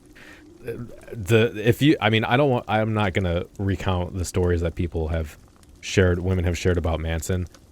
They're absolutely horrific and disgusting, and I think he should be in jail. But fame is never, adding fame to someone's personality seems to always be a bad idea. I think if someone has sort of underlying issues where they have either a very fragile ego or a very puffed up ego, and then you add fame to that, it gives you infinite narcissistic supply, isn't it? Yeah. Yeah, it's interesting to me. We were talking about how he was portrayed in the media with the whole Columbine thing, and how much he did stick up for himself, and he was so sincere about it. And I don't know if it's because he wanted to. Saying this, I don't honestly know when the height of his career was or is. I don't know if he's more popular now than he was back then. I don't know. So it makes me wonder, was he really sticking up for himself back then to keep his appearance up so he didn't lose all that? Yeah. And now it seems like he's not saying much about it. Is there really, like, he just doesn't really care? Like, did he not care about Columbine then? And it just... There does seem to have been a massive decline over time in the perceived eloquence and intellectual nature of Brian Warner. Whereas that was a big thing in the beginning, and then it definitely was like, seemed like he just didn't care anymore. Yeah, I think there is a good chance that his persona, what he was putting on during those Columbine interviews, was authentic of him at the time, and he was still just, I mean, it was the height of his notoriety, I guess, not necessarily the height of his fame and success, but definitely the height of his notoriety. But he had been, for the most part, an underground artist up to that point where he got that notoriety because of Columbine and the events there. So he was still up and coming, and maybe didn't have the power to have the means. Because, I mean, when it comes to crimes, it's all about means and motive, and he may have had the underlying desires and whatnot to be able to take that rock and roll lifestyle too far and become that abuser, but he wasn't there yet. He hadn't been given the opportunities to let that monster off the leash. And then as he became more famous, as he became more successful, and he started having more people who were his devoted followers who would do anything for him, you know, power corrupts. And that is very possibly what happened. That is the narrative of, like I said, most rock stars. And the one thing that was always funny for me with the Peter Murphy thing is, and about that ego, was I'm curious why people were surprised about that, partly because, at least per legend, he was brought in to the band because he looked like Ziggy Stardust. So why were people shocked when he started becoming Ziggy Stardust? I think the other thing to note with Marilyn Manson is he had a very public battle with drug addiction and substance abuse or substance misuse, and how he changed, especially in his performances, throughout the course of that, and how his substance misuse has waxed and waned over the years. And I think a lot of that will tie into the most excessive behaviour, especially considering what certain substances bring out in people. Yeah, all of these things are conflated with that whole rock and roll lifestyle, the drug abuse, the alcohol abuse, the liberty or expectation to be excessively libidinous and treating groupies as objects for gratification. All this stuff, it's part of that toxic aspect of the rock and roll lifestyle. Sex, drugs, and rock and roll. Yep, exactly. I think, and these things have a like over time, the effects compound themselves. Mm-hmm. And the deeper you go into it, the more and more permanently altered, I think, to a degree, people become. And all of those things, each little step will eventually take you further and further into something. And especially when someone is so stratospherically famous, there's like very few people to put on the brakes. Yeah. Like, there's a lot of things that you can get away with because you're so and so. Yeah. That your average person, it started carrying on like that, they'd get thrown out of the hotel, for example. Like, yeah. You have your own security rather than getting thrown out by security. Yeah, I think one thing that as a society we need to come to grips with that we don't seem to be doing is, I mean, this is, again, not to excuse Manson, his behavior. He is culpable for what he did, and, you know, everything he did is on him. But by the same token, he's not the first that did that in this environment. He won't be the last. So we need to, as a society, figure out what are we encouraging within our, especially extreme rock, but just rock in general, that leads so many of these rock and rollers to go down this I think it's either celebrity in self-destructive. general. I think It it's is. just celebrities too, because I There mean, is you have like celebrity in your Bill general. Cosbys and stuff like that. You know, You do, yeah, or former presidents too. But there is a power in celebrity, and we give our celebrities too much leeway as a society, as a culture. We put them too much on a pedestal, and we're constantly shocked that they take that power and that prestige that we give them, and use it for things that we might not always agree with. And I think we need to rethink as a culture the kind of pedestals we put on people and the expectations we should give them, because we do question, is a rocker truly a rocker if they're not destroying hotel rooms, right? When you hear about the straight edge rocker, or the sort of atypical ones, people kind of start looking at them with side eye, like, I don't know if I can like your music anymore because you're not living that lifestyle you sing about, so you're fake. I think it's also a lot of people who just want tabloid gossip.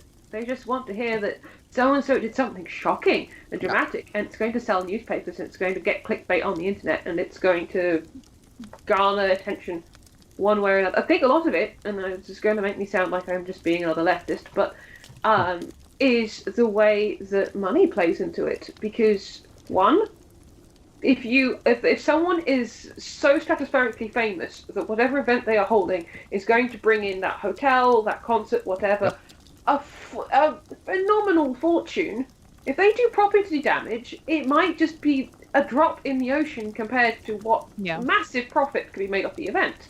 Yeah. So they get away with it, whereas if one of the ordinary punters did it, well, compared to whatever they paid, which sometimes, to be fair, for some concerts is, again, like, ridiculously expensive, but, compared to the price of a ticket for entry, the damage they do, the balance is different. And then the more awful someone is, a lot of the times that's publicity for them. Yeah. It's, and the more, publicity, the tabloids like it, they can sell. The musician or actor or whatever involved, which I think is becoming less of a thing, but there's no such thing as bad publicity angle to it. Yep. They can riff off that notoriety, especially if they are a shock rocker or they're going for a deliberately amoral persona. Like Marilyn Manson's supposed to be the Antichrist superstar, but if they're going for that sort of destructive persona, then that feeds into whatever they're trying to do. But obviously, not everyone's going after that. It's profitable to be terrible. There's the profit on critiquing that person, because there's quite a few of those articles out there that are saying, "Oh, he's a terrible person and an abuser." They are monetized. I mean, don't get me wrong. We need to call out abusers, and this is a good thing. But some of those articles are written because they will get clicked on, and some will get ad revenue. Not everyone who is critiquing him is doing it out of purely good intention. Well, people said a similar thing about the record label, because they dropped him from the record label, but people were like, you've known this has been going on forever, and you're only doing it now because it's going to cause damage to your record label. You don't actually give a shit about what he did. You just want to protect your bottom line. Especially when they've had plenty of former employees, apparently, who've been treated badly by him. Yeah. Like, a lot of his, from the sounds of things, his entourage as a professional musician had to deal with a lot of his problems, not just his groupies and his people he was in a relationship with. There's definitely been tales of him being very aggressive towards people who were in his innermost circle as a musician, rather than in a sexual capacity. Rather than sexual abuse, it's more like he's been violent or very aggressive towards someone in a professional context, where it's been purely about don't tell me what to do kind of thing, or don't hurry me up, or don't let me go on stage when I'm supposed to, whatever. I can't remember the exact details of it, but I do remember reading there are people who worked with him in a professional capacity who were treated really badly by him quite a long time ago. Yeah, well, there was another musician, I don't remember who it was, but I saw that she said that, and what I don't know if I have to say allegedly, because I don't know if I'll get sued if I don't or whatever, but in her statement she said that she was on tour, or she was playing a festival with him, and he was having a long conversation with her, and she looked down and realized that he had a GoPro in his bag and she was wearing a skirt. So there have been, and a former guitarist of his also came out and said something about his abusive behavior. So, yeah, it's not just, fans of the band, it's other people in the industry that were. I can't remember who it was. I feel like it was some part of his crew or his management crew or something like that, and they came forward and said that he was basically the boss from hell type scenario, and I really can't remember who it was. I don't want to be like, oh, I don't want to be making stuff out of the thin air. I feel like I've read this article, but I just can't remember for the life of me what article it is. But it was certainly someone who was like, it was something about like being part of his tour staff, and they were male, and so he wasn't being untoward with him in a sexual way. It was more just being very rude and very aggressive. I think going back to relating to the fetishization of goth, I think there's the way goth is seen through a primarily visual paradigm when it's a music-based subculture. Mm-hmm. I think that definitely ties in a lot to why goth is fetishized. It's seen as a look. Mm-hmm. Yeah, I would agree with that from an outsider perspective, especially these days with everything being so visually focused, since it's an online medium and it's all about videos and Instagram shoots and Twitter. Well, I guess Twitter's not really visual as much, but Tumblr, TikTok. That's what I was looking for. TikTok, yeah. So all of that definitely feeds into this idea that it is about a look. And the look in general, especially when it comes to the stereotypical feminine side of goth, is sexy vampy, so does lead to those pre-assumptions a little bit too. I definitely get more likes when I've got long hair and I'm wearing something girly than when I'm, I don't know, dressed as a vampire prince. Yep. Yep. Well, there's always those, here's how to have your summer goth look, or goth is in this year. What products you need to look like you're in the fashion for this season. How to dress dark and embrace being a goth without being goth. It's like, yeah. Like there's something icky that you don't want to get on you. Like you want to be dark, but you don't want to get any actual goth on you. Ew, with that article, just don't. Which I will say, within goth, it seems like I'm sure this will, having watched goth YouTube for 10 years now, everything just goes in cycles, but the sort of argument about, goth isn't a look, goth is music based for the last 6 years being a super huge talking point. It feels like that's less of a thing now, where people aren't, there's certainly some people that are vocal about it, but overall I see it happening less. Sorry? Perhaps it's just exhaustion with arguing it constantly. Yeah, could be. And especially, that's only a small certain sample size, but all the younger goths I see on TikTok, while they have an extreme look, they're all very much in the camp of goth is music based. So it seems like we beat that dead horse for so long that it's not as much of a issue as some people made it out to be, of people getting into goth and saying, oh no, it's people just want to wear a black skirt and then that's all they think goth is, kind of thing. Maybe I still see a lot of mislabeled stuff on Instagram with like tags saying like goth girl, and it's like, I don't know, right, emo or punk or something. But is that obviously not goth? It's definitely to get more clicks though, right, and more views. Yeah. It goes back to the goth titty girlfriend thing. If you put that in and you're nowhere near that, you're still going to get a lot of views from people who are sensationalizing that at the moment. It's just trying. It's gaming the algorithm to become more popular. Yeah. I think. Yep. There is also the idea that if you're looking at TikTok specifically and seeing that moving away from the visual based stuff and towards a more music based, well, it's also because that's kind of what TikTok is too. It's a much more musical based. That's true. Yeah. Sharing thing. It's a lot of. There's plenty of TikTok content that's not music. Popular, and I'm like. Yeah, exactly. Like, why? There's me who's just like who discovered them because I'm learning Russian, and then I was like, I want to listen to some goth music in Russian, and it's not capital G goth, it's post punk, but it's goth enough, and it gets considered Russian doom music. But in the same way, French cold wave isn't goth, but it's French goth at the same time in many ways. And I was just like, I'm suddenly seeing them everywhere, and I'm like, why? And it's like, it's TikTok, and I'm like, oh, okay. And I'm not on TikTok, so I'm just like, is this a thing? It Yeah, that is, song actually. by Molchat I'm very Doma big on blew it. up. Yeah. I, again, with the whole algorithm thing, depending on what type of things you like or whatever, it kind of caters to what you want. So I do That's follow true. a lot of other goths, and some of them, whether they look the part or not, they'll actually spew a lot of really good information. There's one guy in Yeah. particular who happens to be a DJ, and he constantly does, top 5 goth bands for this or that, or Xander? things. I forget what his What's his actual TikTok name? I don't remember. I forget what his- Sinister something or other. Yeah, I know what you're talking Awfully about. Sinister. Yeah, there you go. Yep, and I follow him and I talk to him as often as I can, and I think he's very smart in what he does, and it's working well for him. For me, I do happen to really like the fashion as much as the music, but I think that's also my artistic side because I want to look that way, like a certain way.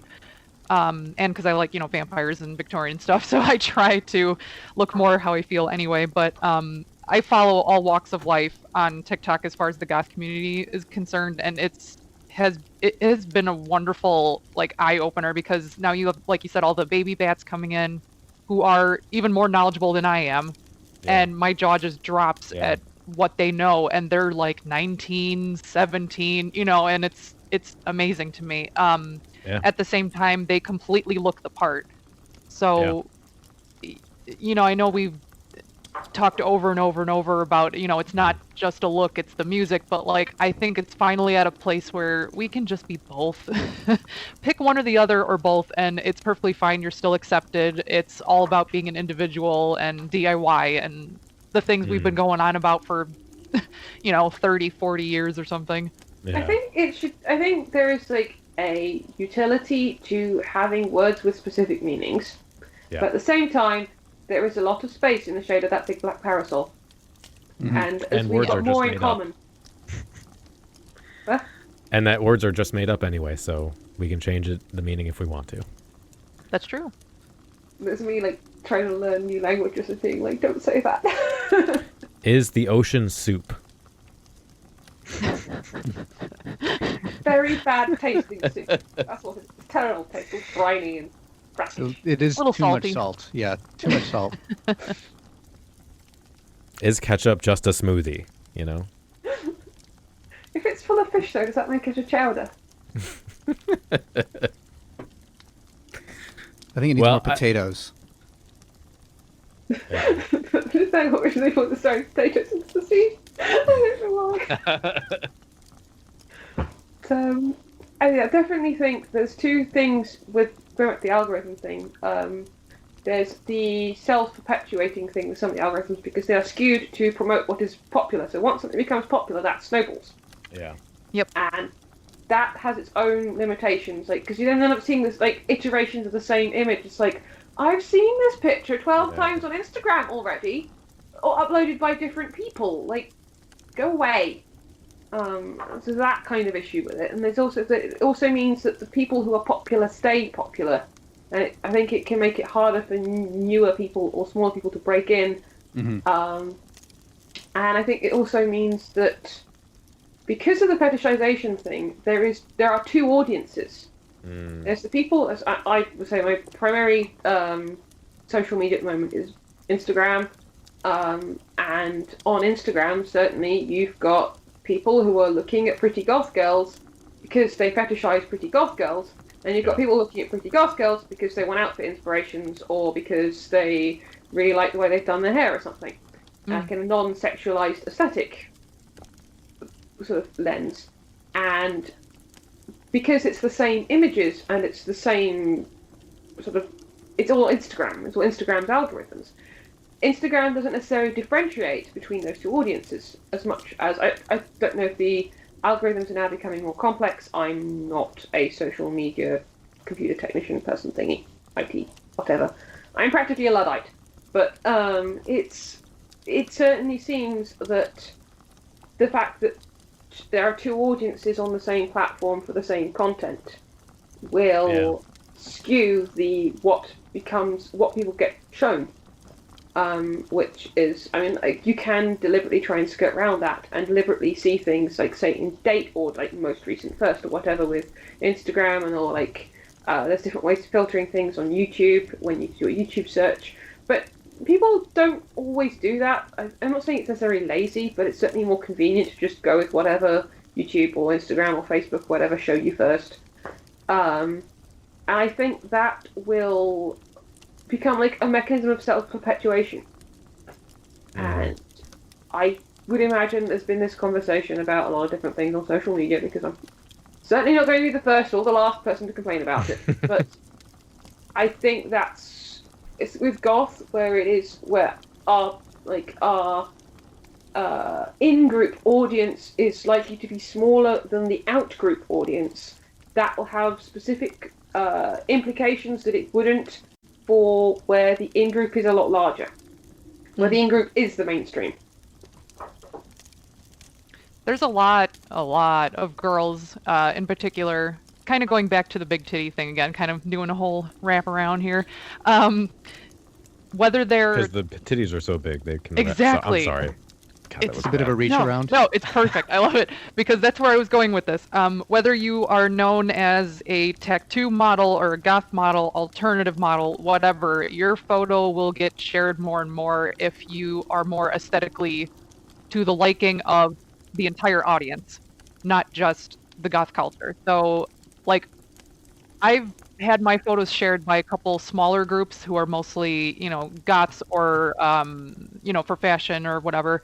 But I've seen pages that dedicate themselves just to girls with a lot of tattoos, but all they show are the ones that are just in bikinis, and they're huge. Thin, probably. and thin most of the time, yeah. So it's definitely, within the alternative as the umbrella term, the alternative world, but I mean, you see it a lot just in general with models anyway. But yeah, I mean, those type of pictures will definitely get pushed a lot more than anything else. And kind of like what Carolyn was saying, like if anyone's really trying to make it on Instagram, it's like you have to look a certain way and they'll push you more, There's a lot of starving artists on there and they don't get anywhere, And I mean that like in any medium type of art, not just being a model, but like... I think it's also important to note that there are some people who are very savvy and are trying to make it on Instagram. And there are some people who are on Instagram just for fun. And within the community, I think there are a lot of people within the goth community who are just there because it's fun. They're not there to become Instagram famous, not there to attract a large audience. If you are trying to become a professional model, then that is part of your marketing strategy. Yes. So they have already a different incentive to be not so aggressively marketing themselves. I don't think that's the best way to put it, but to be doing their best to get the amount, like a larger number of likes and followers, because it's part of their business strategy, and fair play to them. But that is again, you've got two different content creator types now with overlapping two different audiences. So people who are trying to be aesthetically based, social media successful, within the goth community, there is alternative models, or it's tattoo models, pierced models, fetish models, etc. And then who aren't there about the music because that's not their business. They're not DJs, and yes, DJs and musicians do promote on social media, but I think they tend to promote more, say, like YouTube or TikTok, where it is more of a video, musical-based thing. But with very primarily visual social media, so Facebook, Tumblr, Instagram. I'm missing something here, and I'm being really, really ignorant, and I can't remember what the fourth one is. Well, and I also think, if I can interrupt, that's why I think it's so important to, even if you're not a DJ or a promoter, if you have a local scene, obviously ignoring the pandemic at the moment, but if you have a local scene, to have gatherings of people so that you don't get what the people think the problem is, where goths have the idea that goth is whatever the algorithm shows them. And that you bring together people that are actually in the goth scene to do whatever, a picnic or a hangout at somebody's house or something like that. That's part of what frustrates me. There are people on social media that are really outspoken about, oh, it's terrible. Everyone thinks that all the goths, new goths these days think that SoundCloud rap is goth, or that e-girls are goths, or they don't know, they think general alternative is goth. But then there are people who don't ever participate in a local community. And I think that's the problem, whether you're going one direction in that argument or the other, is if your only experience of goth, I mean, right now, all of our only experiences of goth is online. But if that's only ever the type of interaction you get, hear it through the walls. That'd be nice. Yeah, my neighbors are goth by association then, I guess. I don't know. I did have a neighbour like that once. They weren't goth, they were metalhead, and they played guitar really quite well. So I never complained. Never. It was just like, no, I'm getting pretty decent guitar music concert, here. Yeah. But I guess in the spirit of that, thank you all for coming to my parlor this evening. This is quite lovely. Michelle, do you want to share your TikTok? Carol, do you want to share your blog? My blog is effectively inactive at the moment on account of university got in the way and I haven't written anything. Although I do really want to start writing about some of the Russian post-punk and Russian diva music, as it's been termed, because I've recently got into that, and I'm so terrible at writing out music though. I'm just like, and it sounds nice. I'm like, this is not helping anyone. But so I do want to do that, and I've got like so many photographs I really ought to upload to my blog. I have 3 Instagrams. How about that? I'm Domesticated Goth as my personal private, like just me stuff, and a lot of my gothic decorating stuff and witchcrafty stuff. I'm at Dragon and Cat Designs, which is my artwork. I do fantasy and pagan art, and I'm at Architecturally Gothic for photos of spooky ruins and sort of beautiful old buildings I've gone and wandered off to around Scotland, mostly Scotland. I don't think I've actually got any some Wales, but mostly Scotland. So I have 3 Instagrams because I'm a visually minded person. And I did have a blog that was also entitled Domesticated Goth. It's not deleted or anything, it's just inactive temporarily until I get my rear end back into gear. Michelle? I'm on Instagram and TikTok under Ocean Vampire. Instagram has an underscore there, so it's Ocean_Vampire, but otherwise they're the same. I do, mostly it's for fun, but both of them I do a lot of goth-related things, whether it be fashion or I try to post about music whenever I can. I do art stuff. I spread awareness for rare diseases. I spread awareness for fibromyalgia, which I suffer from.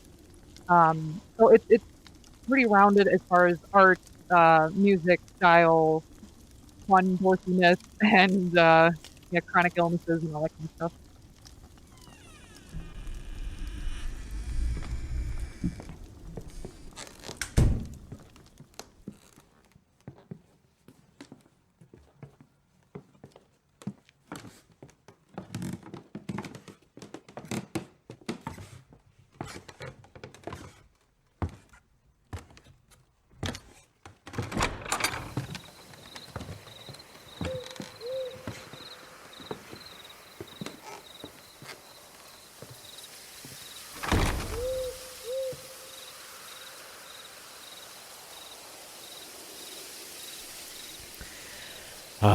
Well, that was a lovely evening, wasn't it? But actually, we're not done yet. Trey has stayed behind. He's still inside. And we're going to be reviewing a new album. The album is Zola Zemla by Morwin. And before we kind of talk about the band, why don't I actually just put on a song for us?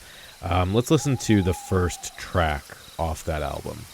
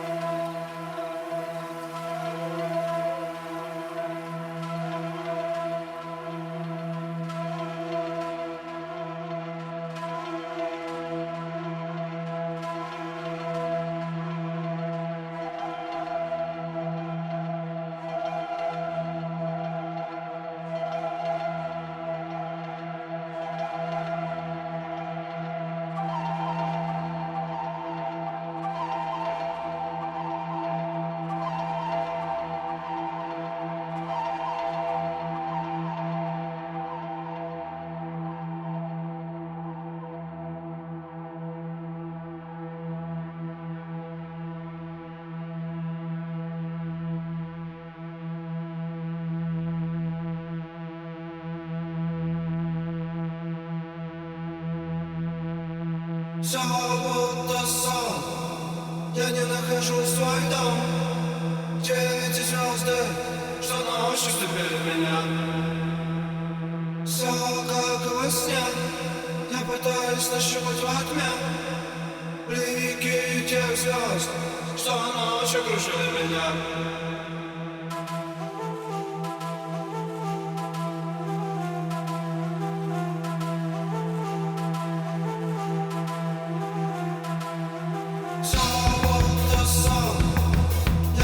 Свой дом, где эти звезды, что ночью ступили меня. Все как во сне, я пытаюсь нащупать во тьме блики тех звезд, что ночью кружили меня. Красный закат остановил мой взгляд. Куда он убрал, тот исчерпал меня.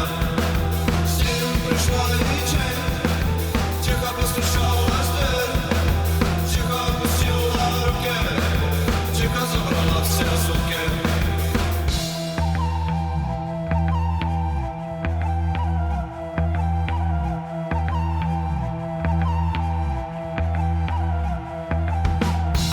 Все будет так на ладони, я буду касаться дома, я буду вижу эти блики, я буду слышать эти крики.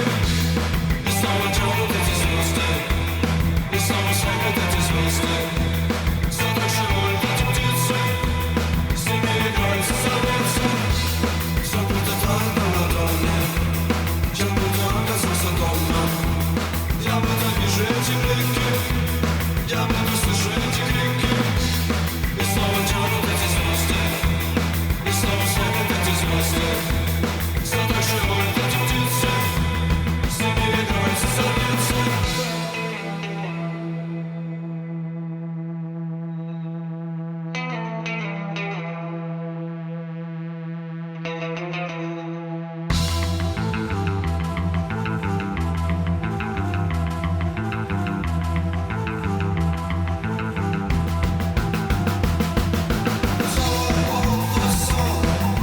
Я не нахожу свой дом, где эти звезды, что ночью слепили меня.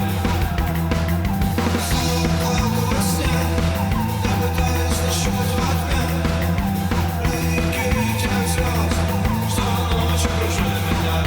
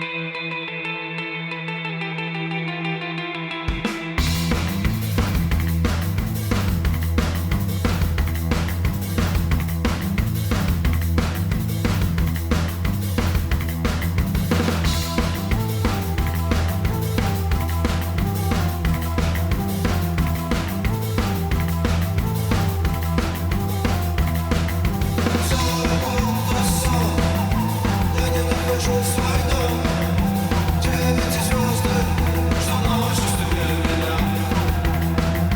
Все как во сне, я пытаюсь нащупать во тьме блики тех звезд, что ночью кружили меня. Все будто сон, я не нахожу свой дом, где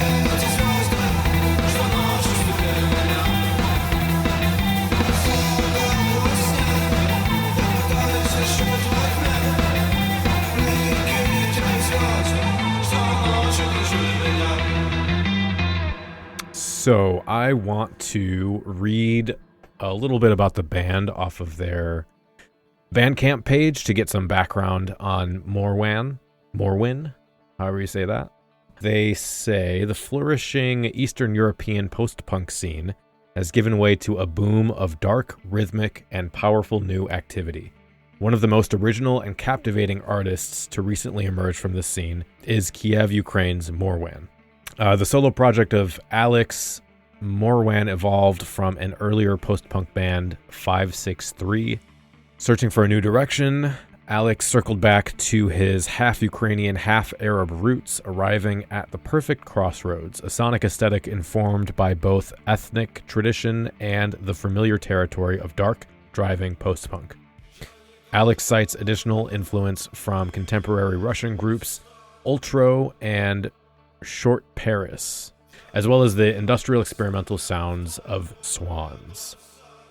And yeah, it's definitely, I would say, less of a hybrid. I think I thought this album was kind of dripping with Arab sound. I immediately recognized the I don't know if it's called the Oud, O-U-D. Oud. It's the Oud. Oud, yeah. That was obvious as like the kind of the backbone of the EP. But there was other stuff in there. There were some bongos on one track. I think I heard a kabasa at one point. I'm not too sure, but that's exactly why I love albums like this, because of the novel sound you get when you employ a hybrid of musical traditions. And to kind of bring it back, I mentioned the Bauhaus books I've been reading earlier in the show. Mm-hmm. And this reminded me of what Bauhaus was doing in the 80s, not just in their music, because there was a lot of experimentation in Bauhaus songs outside of the like sort of mainstay goth club staples, Right. but also the bands that they were choosing to play with them at the time. One example I picked out that I thought was great was they did, I'm not sure if it was a tour or a one-off show, I don't really remember, but it was with Southern Death Cult and the Dance Society, which is pretty like standard, expected. But then they also invited Incantation, who was a band that played traditional South African tribal music. And they invited Amazul, which was an all-girl reggae band. So because I'm reading through that book, this EP or album, whatever you want to call it, reminded me of that core experimentation of the 80s of trying to do something different rather than trying to fit a pre-existing sound. Right. Yeah. But yeah, there's some of the standouts from the album was I really liked the kind of rock and roll breakdown halfway through track 3. And then I really like that track 5 was like this 7-minute epic.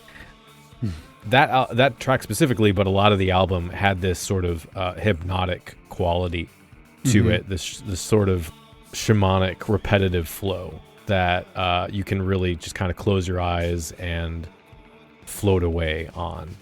And I thought that was really interesting.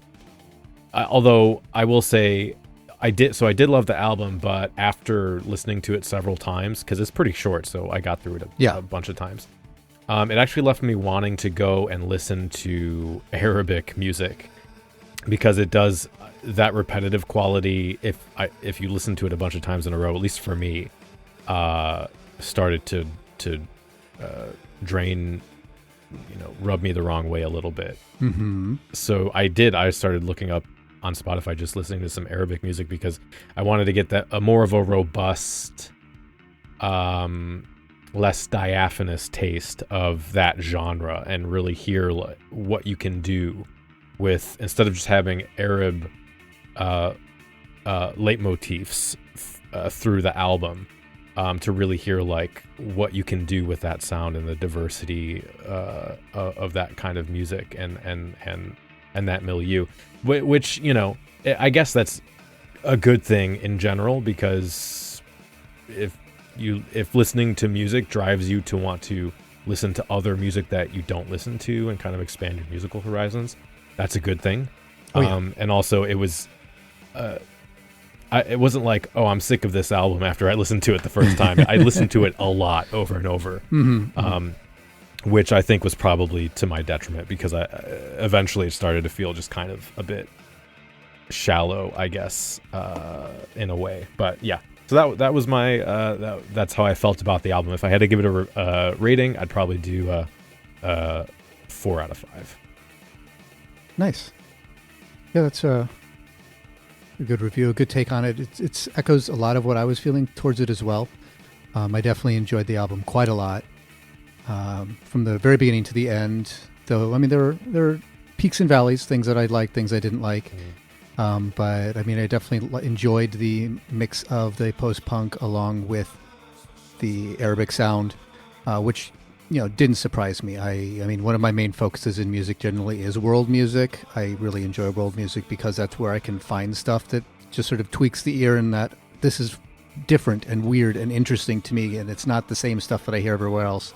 So I find going to musics from other cultures is one of the easiest things I can do to find something new and different that gets me excited about music, whereas listening to the same old stuff coming out of the traditional Western pop and rock genres, I enjoy them. They're good, but it's not really tweaking that exciting nerve that says, ooh, this is new and exciting and different. So I did enjoy this merger. There were definitely a lot of influences happening here. And of course, Arabic music is, one of the things that I quite enjoy. It's been a musical, a cultural music tradition that has been one of my favorites for quite a long time. Probably starting with some of the tinges you get from Dead Can Dance, and Lorena McKennitt out of the 90s. But then, becoming somewhat steeped in the belly dance community in the Chicago area over the last 8 years or so. And while it's a fusion belly dance usually, so it's not like all traditional music, but there's plenty of relatively traditional Arabic styles that are mixed in. So I am very comfortable with that music, and I did quite enjoy it. I mean, to a degree, because I am comfortable with it, it didn't have quite that free zone of excitement that a truly foreign music does, but it's still unusual enough and different enough from the vast majority of the music that surrounds me in the world, being in the US and listening to radio and just, general stuff that's within our standard tradition. It's still exciting and different, and hearing this merger of the two is great. And then there were some other influences that I really enjoyed in some of these tracks as well. And I don't know if they were on purpose or not, but something like track 3, I felt had a lot of kind of a surf guitar kind of influence, especially around the bass line. Had a very sort of clean but echoey bass going on that gave me that sort of surf rock influence, which I do enjoy, along with a little bit of the noise rock / shoegaze with the very thick guitar chords that were being repetitively strummed in there as well, in sort of a noise rock / wall of sound shoegaze way, very tentatively, but towards that. And then some of the vocal stylings I found very interesting as well. I thought the vocalists did a lot to change their vocal style throughout a lot of it. Some more intimate and quiet styles, some more very, probably what you were keying on a little bit with the droniness, but almost a chant element to it as well, with a very monotone, but not in that I can't sing kind of monotone, because it was clear he was doing some very good Arabic scales and the melismatic singing that's very indicative of the very florid style of melody writing that's a lot of Arabic and South Asian areas tend to have a lot of those styles. So I think that came in, but there were a couple of tracks where it was very monotone, but in a chanted texture, which I found interesting. So I really, really did enjoy the wide variety of textures. And the only thing that bothered me about it, and I think this might have also been part of your critique about, some of the repetitiveness and the hollow nature of it, was there was something that bugged me about the drums. And it was the drum lines, especially the standard, kick, snare, cymbal drums. Not the percussion stuff that was kind of in there, but was really blowing the mix. But in the forefront of the drums was your standard post-punk / rock drum lines with kick and snare and cymbals. And one, I found those to be mixed a little bit too high, so it was drowning out some of the other stuff. And they weren't really grabbing me with the rhythms they were doing. They were very standard, sort of 4 on the floor, kick, snare, kick, snare, kick, snare, kick, snare kind of thing happening. And that's what was started great on me the most. Yeah. Is just that repetitive drum beat. And if you listen hard, you can kind of catch in the background some of the traditional, like the doumbeks and darbukas and whatnot from the Arabic tradition. And you could hear some of those traditional rhythms that, I really love when going to see, like belly dance routines and things that really emphasize the unique rhythms and the unique structure of that culture's music. So unfortunately, it was really buried in the mix, though. I had to really concentrate to hear those things, and that was always a bit frustrating to me as well. Yeah, I think you're right. I'm running through the album in my head, and I do think that was probably the weak because there are some really, now that you've mentioned it, interesting and engaging percussion rhythms that you can do in that style of music, which wasn't really there. And I wonder if apparently this is just a one-person band, so I wonder if it's just a case of like you can't be really good at everything kind of thing. But yeah, I think that's a good point. Yeah, I couldn't really tell. I mean, it's also possible he was using drum libraries or just sort of stock rhythms. I mean, the rhythms it wasn't like a loop that was just sort of playing through. It's not like they took a 4 or 8 bar loop of drums and just sort of played that solid throughout. There was variety to the drums. There were fills. It mixed it up. And one thing I loved is that they did have the drums cut in and out. It wasn't, like an intro, then the drums kick in and the drums stay till the very end. It was usually an intro. The drums kick in, they play for a bit, then they'll cut out for a little bit. They'll do a little bit more of an instrumental thing. And then they'll kick back in, which I appreciated that. I liked that variety. But the variety in the drums when the drums were playing themselves didn't seem to mix it up a lot. They didn't have like little drum breaks where maybe the traditional Western instruments would cut out and you'd see the Arabic instruments come to the fore and have like a little percussion, a hand percussion kind of break. I didn't see a whole lot of that. Usually I only was hearing the hand percussion in lieu with the traditional drum set that was playing, which was also part of my frustration around it, is because I did really have to concentrate and hear past the, I think, overly loud kick and snare to hear some of the little percussion flourishes happening in the background. But yeah, that was my really only major complaint. There were some songs that I didn't enjoy the I was about to say lyrics, but I have no idea what the lyrics were. I was going to say, I wish I knew what the lyrics were, but they don't even have that option on the Bandcamp, so I don't know. Yeah, they don't. I mean, you could probably look it up somewhere and you might be able to find it. You could probably, of course, reach out to the band too and maybe get some lyrics from them. But it's more, whenever I listen to any sort of music that is in a language other than my own, the voice simply turns into another instrument, and I enjoy it as that just fine. It is a very lyrical, melodic instrument, and it's something that as humans we're keyed to have that emotional attachment to, because it is our lifeline to community, our lifeline to each other. Even if we can't understand the words, there are elements of tone and cadence that will still grab you and reel you in. And I think this did have that, like I was saying, with some of the quieter singing moments that were more intimate and sensual versus some of the very trance-inducing chant styles that were in there. There were a couple of times where it was the sort of standard kind of drony post-punk baritone, which, because it wasn't as heavy as it was in some other bands that I've critiqued that on, it didn't bother me very much, because I do enjoy that sound. I just don't enjoy it when it's every track for an entire album with the exact same style of singing.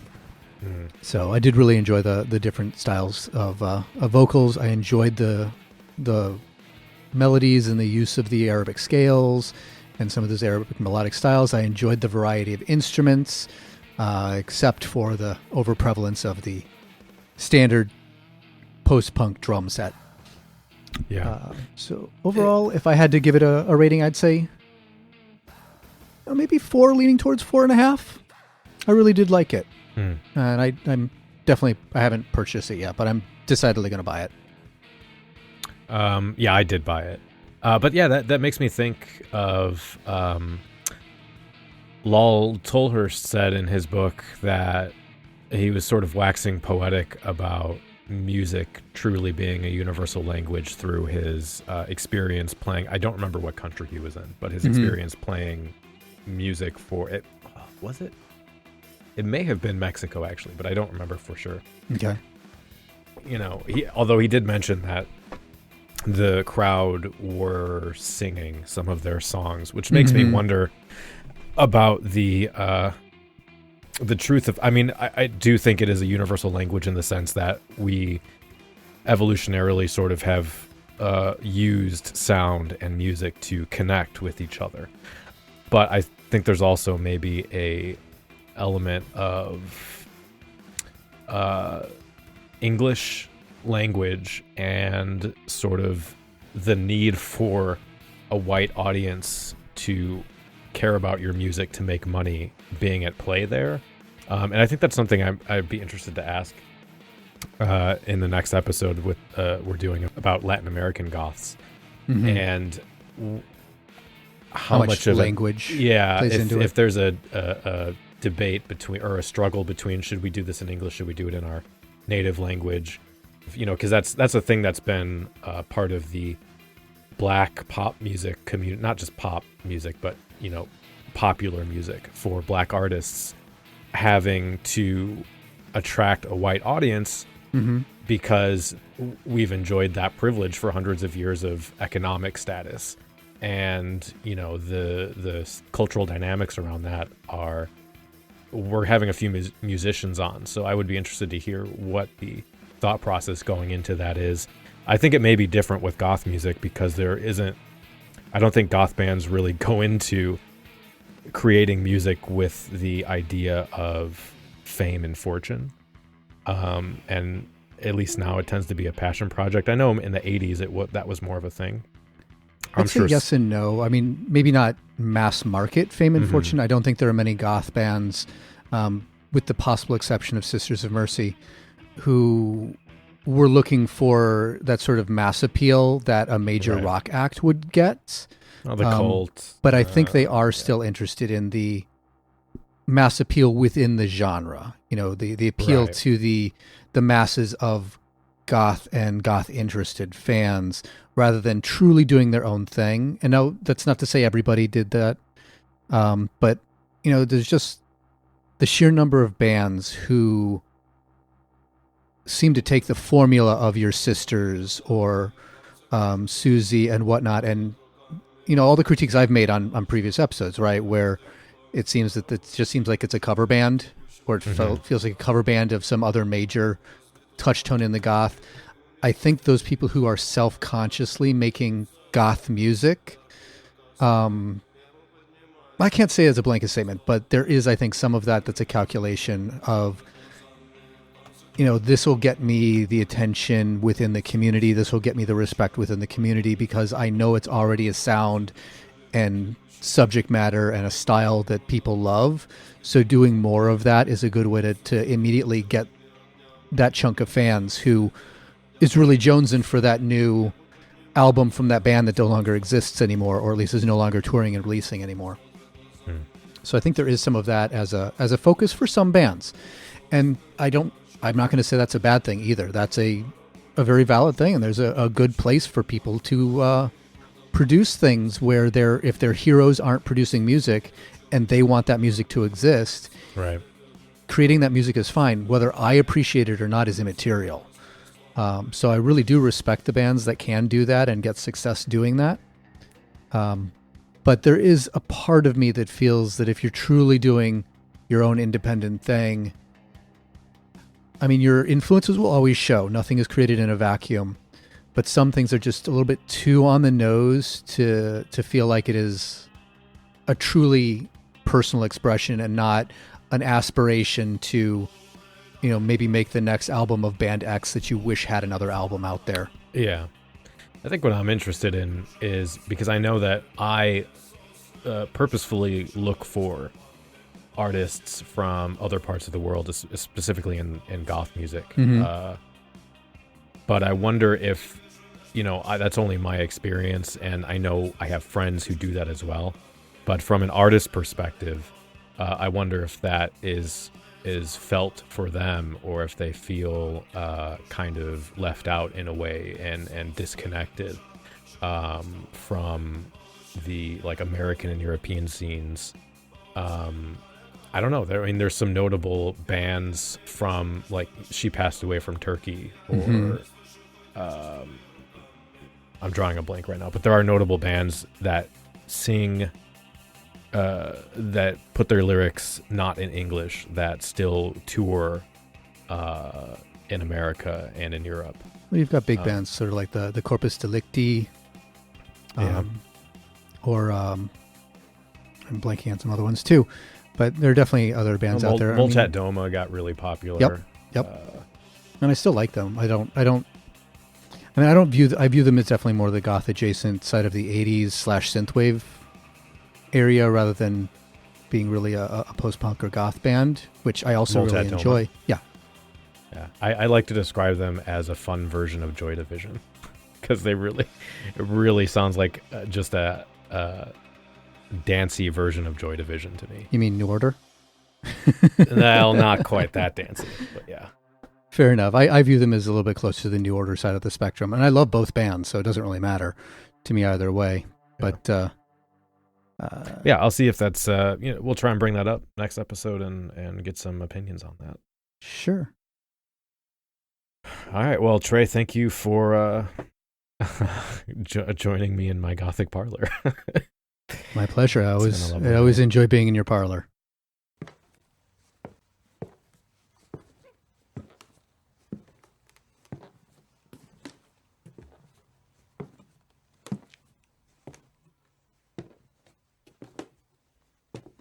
And thank you, dear listener, for spending your afternoon with us. I didn't make this explicit in this episode, but it was implied. This episode format was meant to hearken back to ye olden times a year ago, when we were able to commune with one another, to invite each other into our homes, to see each other at events, and to go to the cemetery and spend face-to-face time together. So I wanted to kind of simulate that in a more casual episode, to talk with friends about the topic of the day, and to relax and to bring you along with us so that you too could feel that spark of nostalgia. Also, as I mentioned, our next episode will be about goths in Latin America. We're having a whole round table of guests in a similar style to our past roundtable episodes. I'm really excited about this episode. We have musicians coming on, DJs and promoters coming on, and people who are part of a local scene from all across Latin America, Mexico City, Brazil, Colombia, Costa Rica.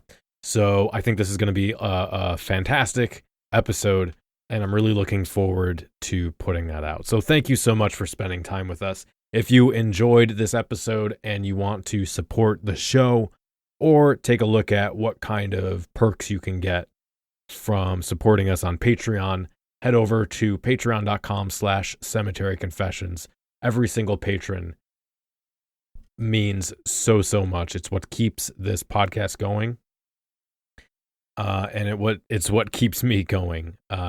Especially in these dark times. It's difficult I don't have to tell you how difficult it is. But I love you. I care about you. Thank you so much for spending time with us. And until next time, stay dark. The preceding program is a member of The Belfry, a network of blogs, podcasts, and videos for the darkly inclined. Go to thebelfry.rip for more information.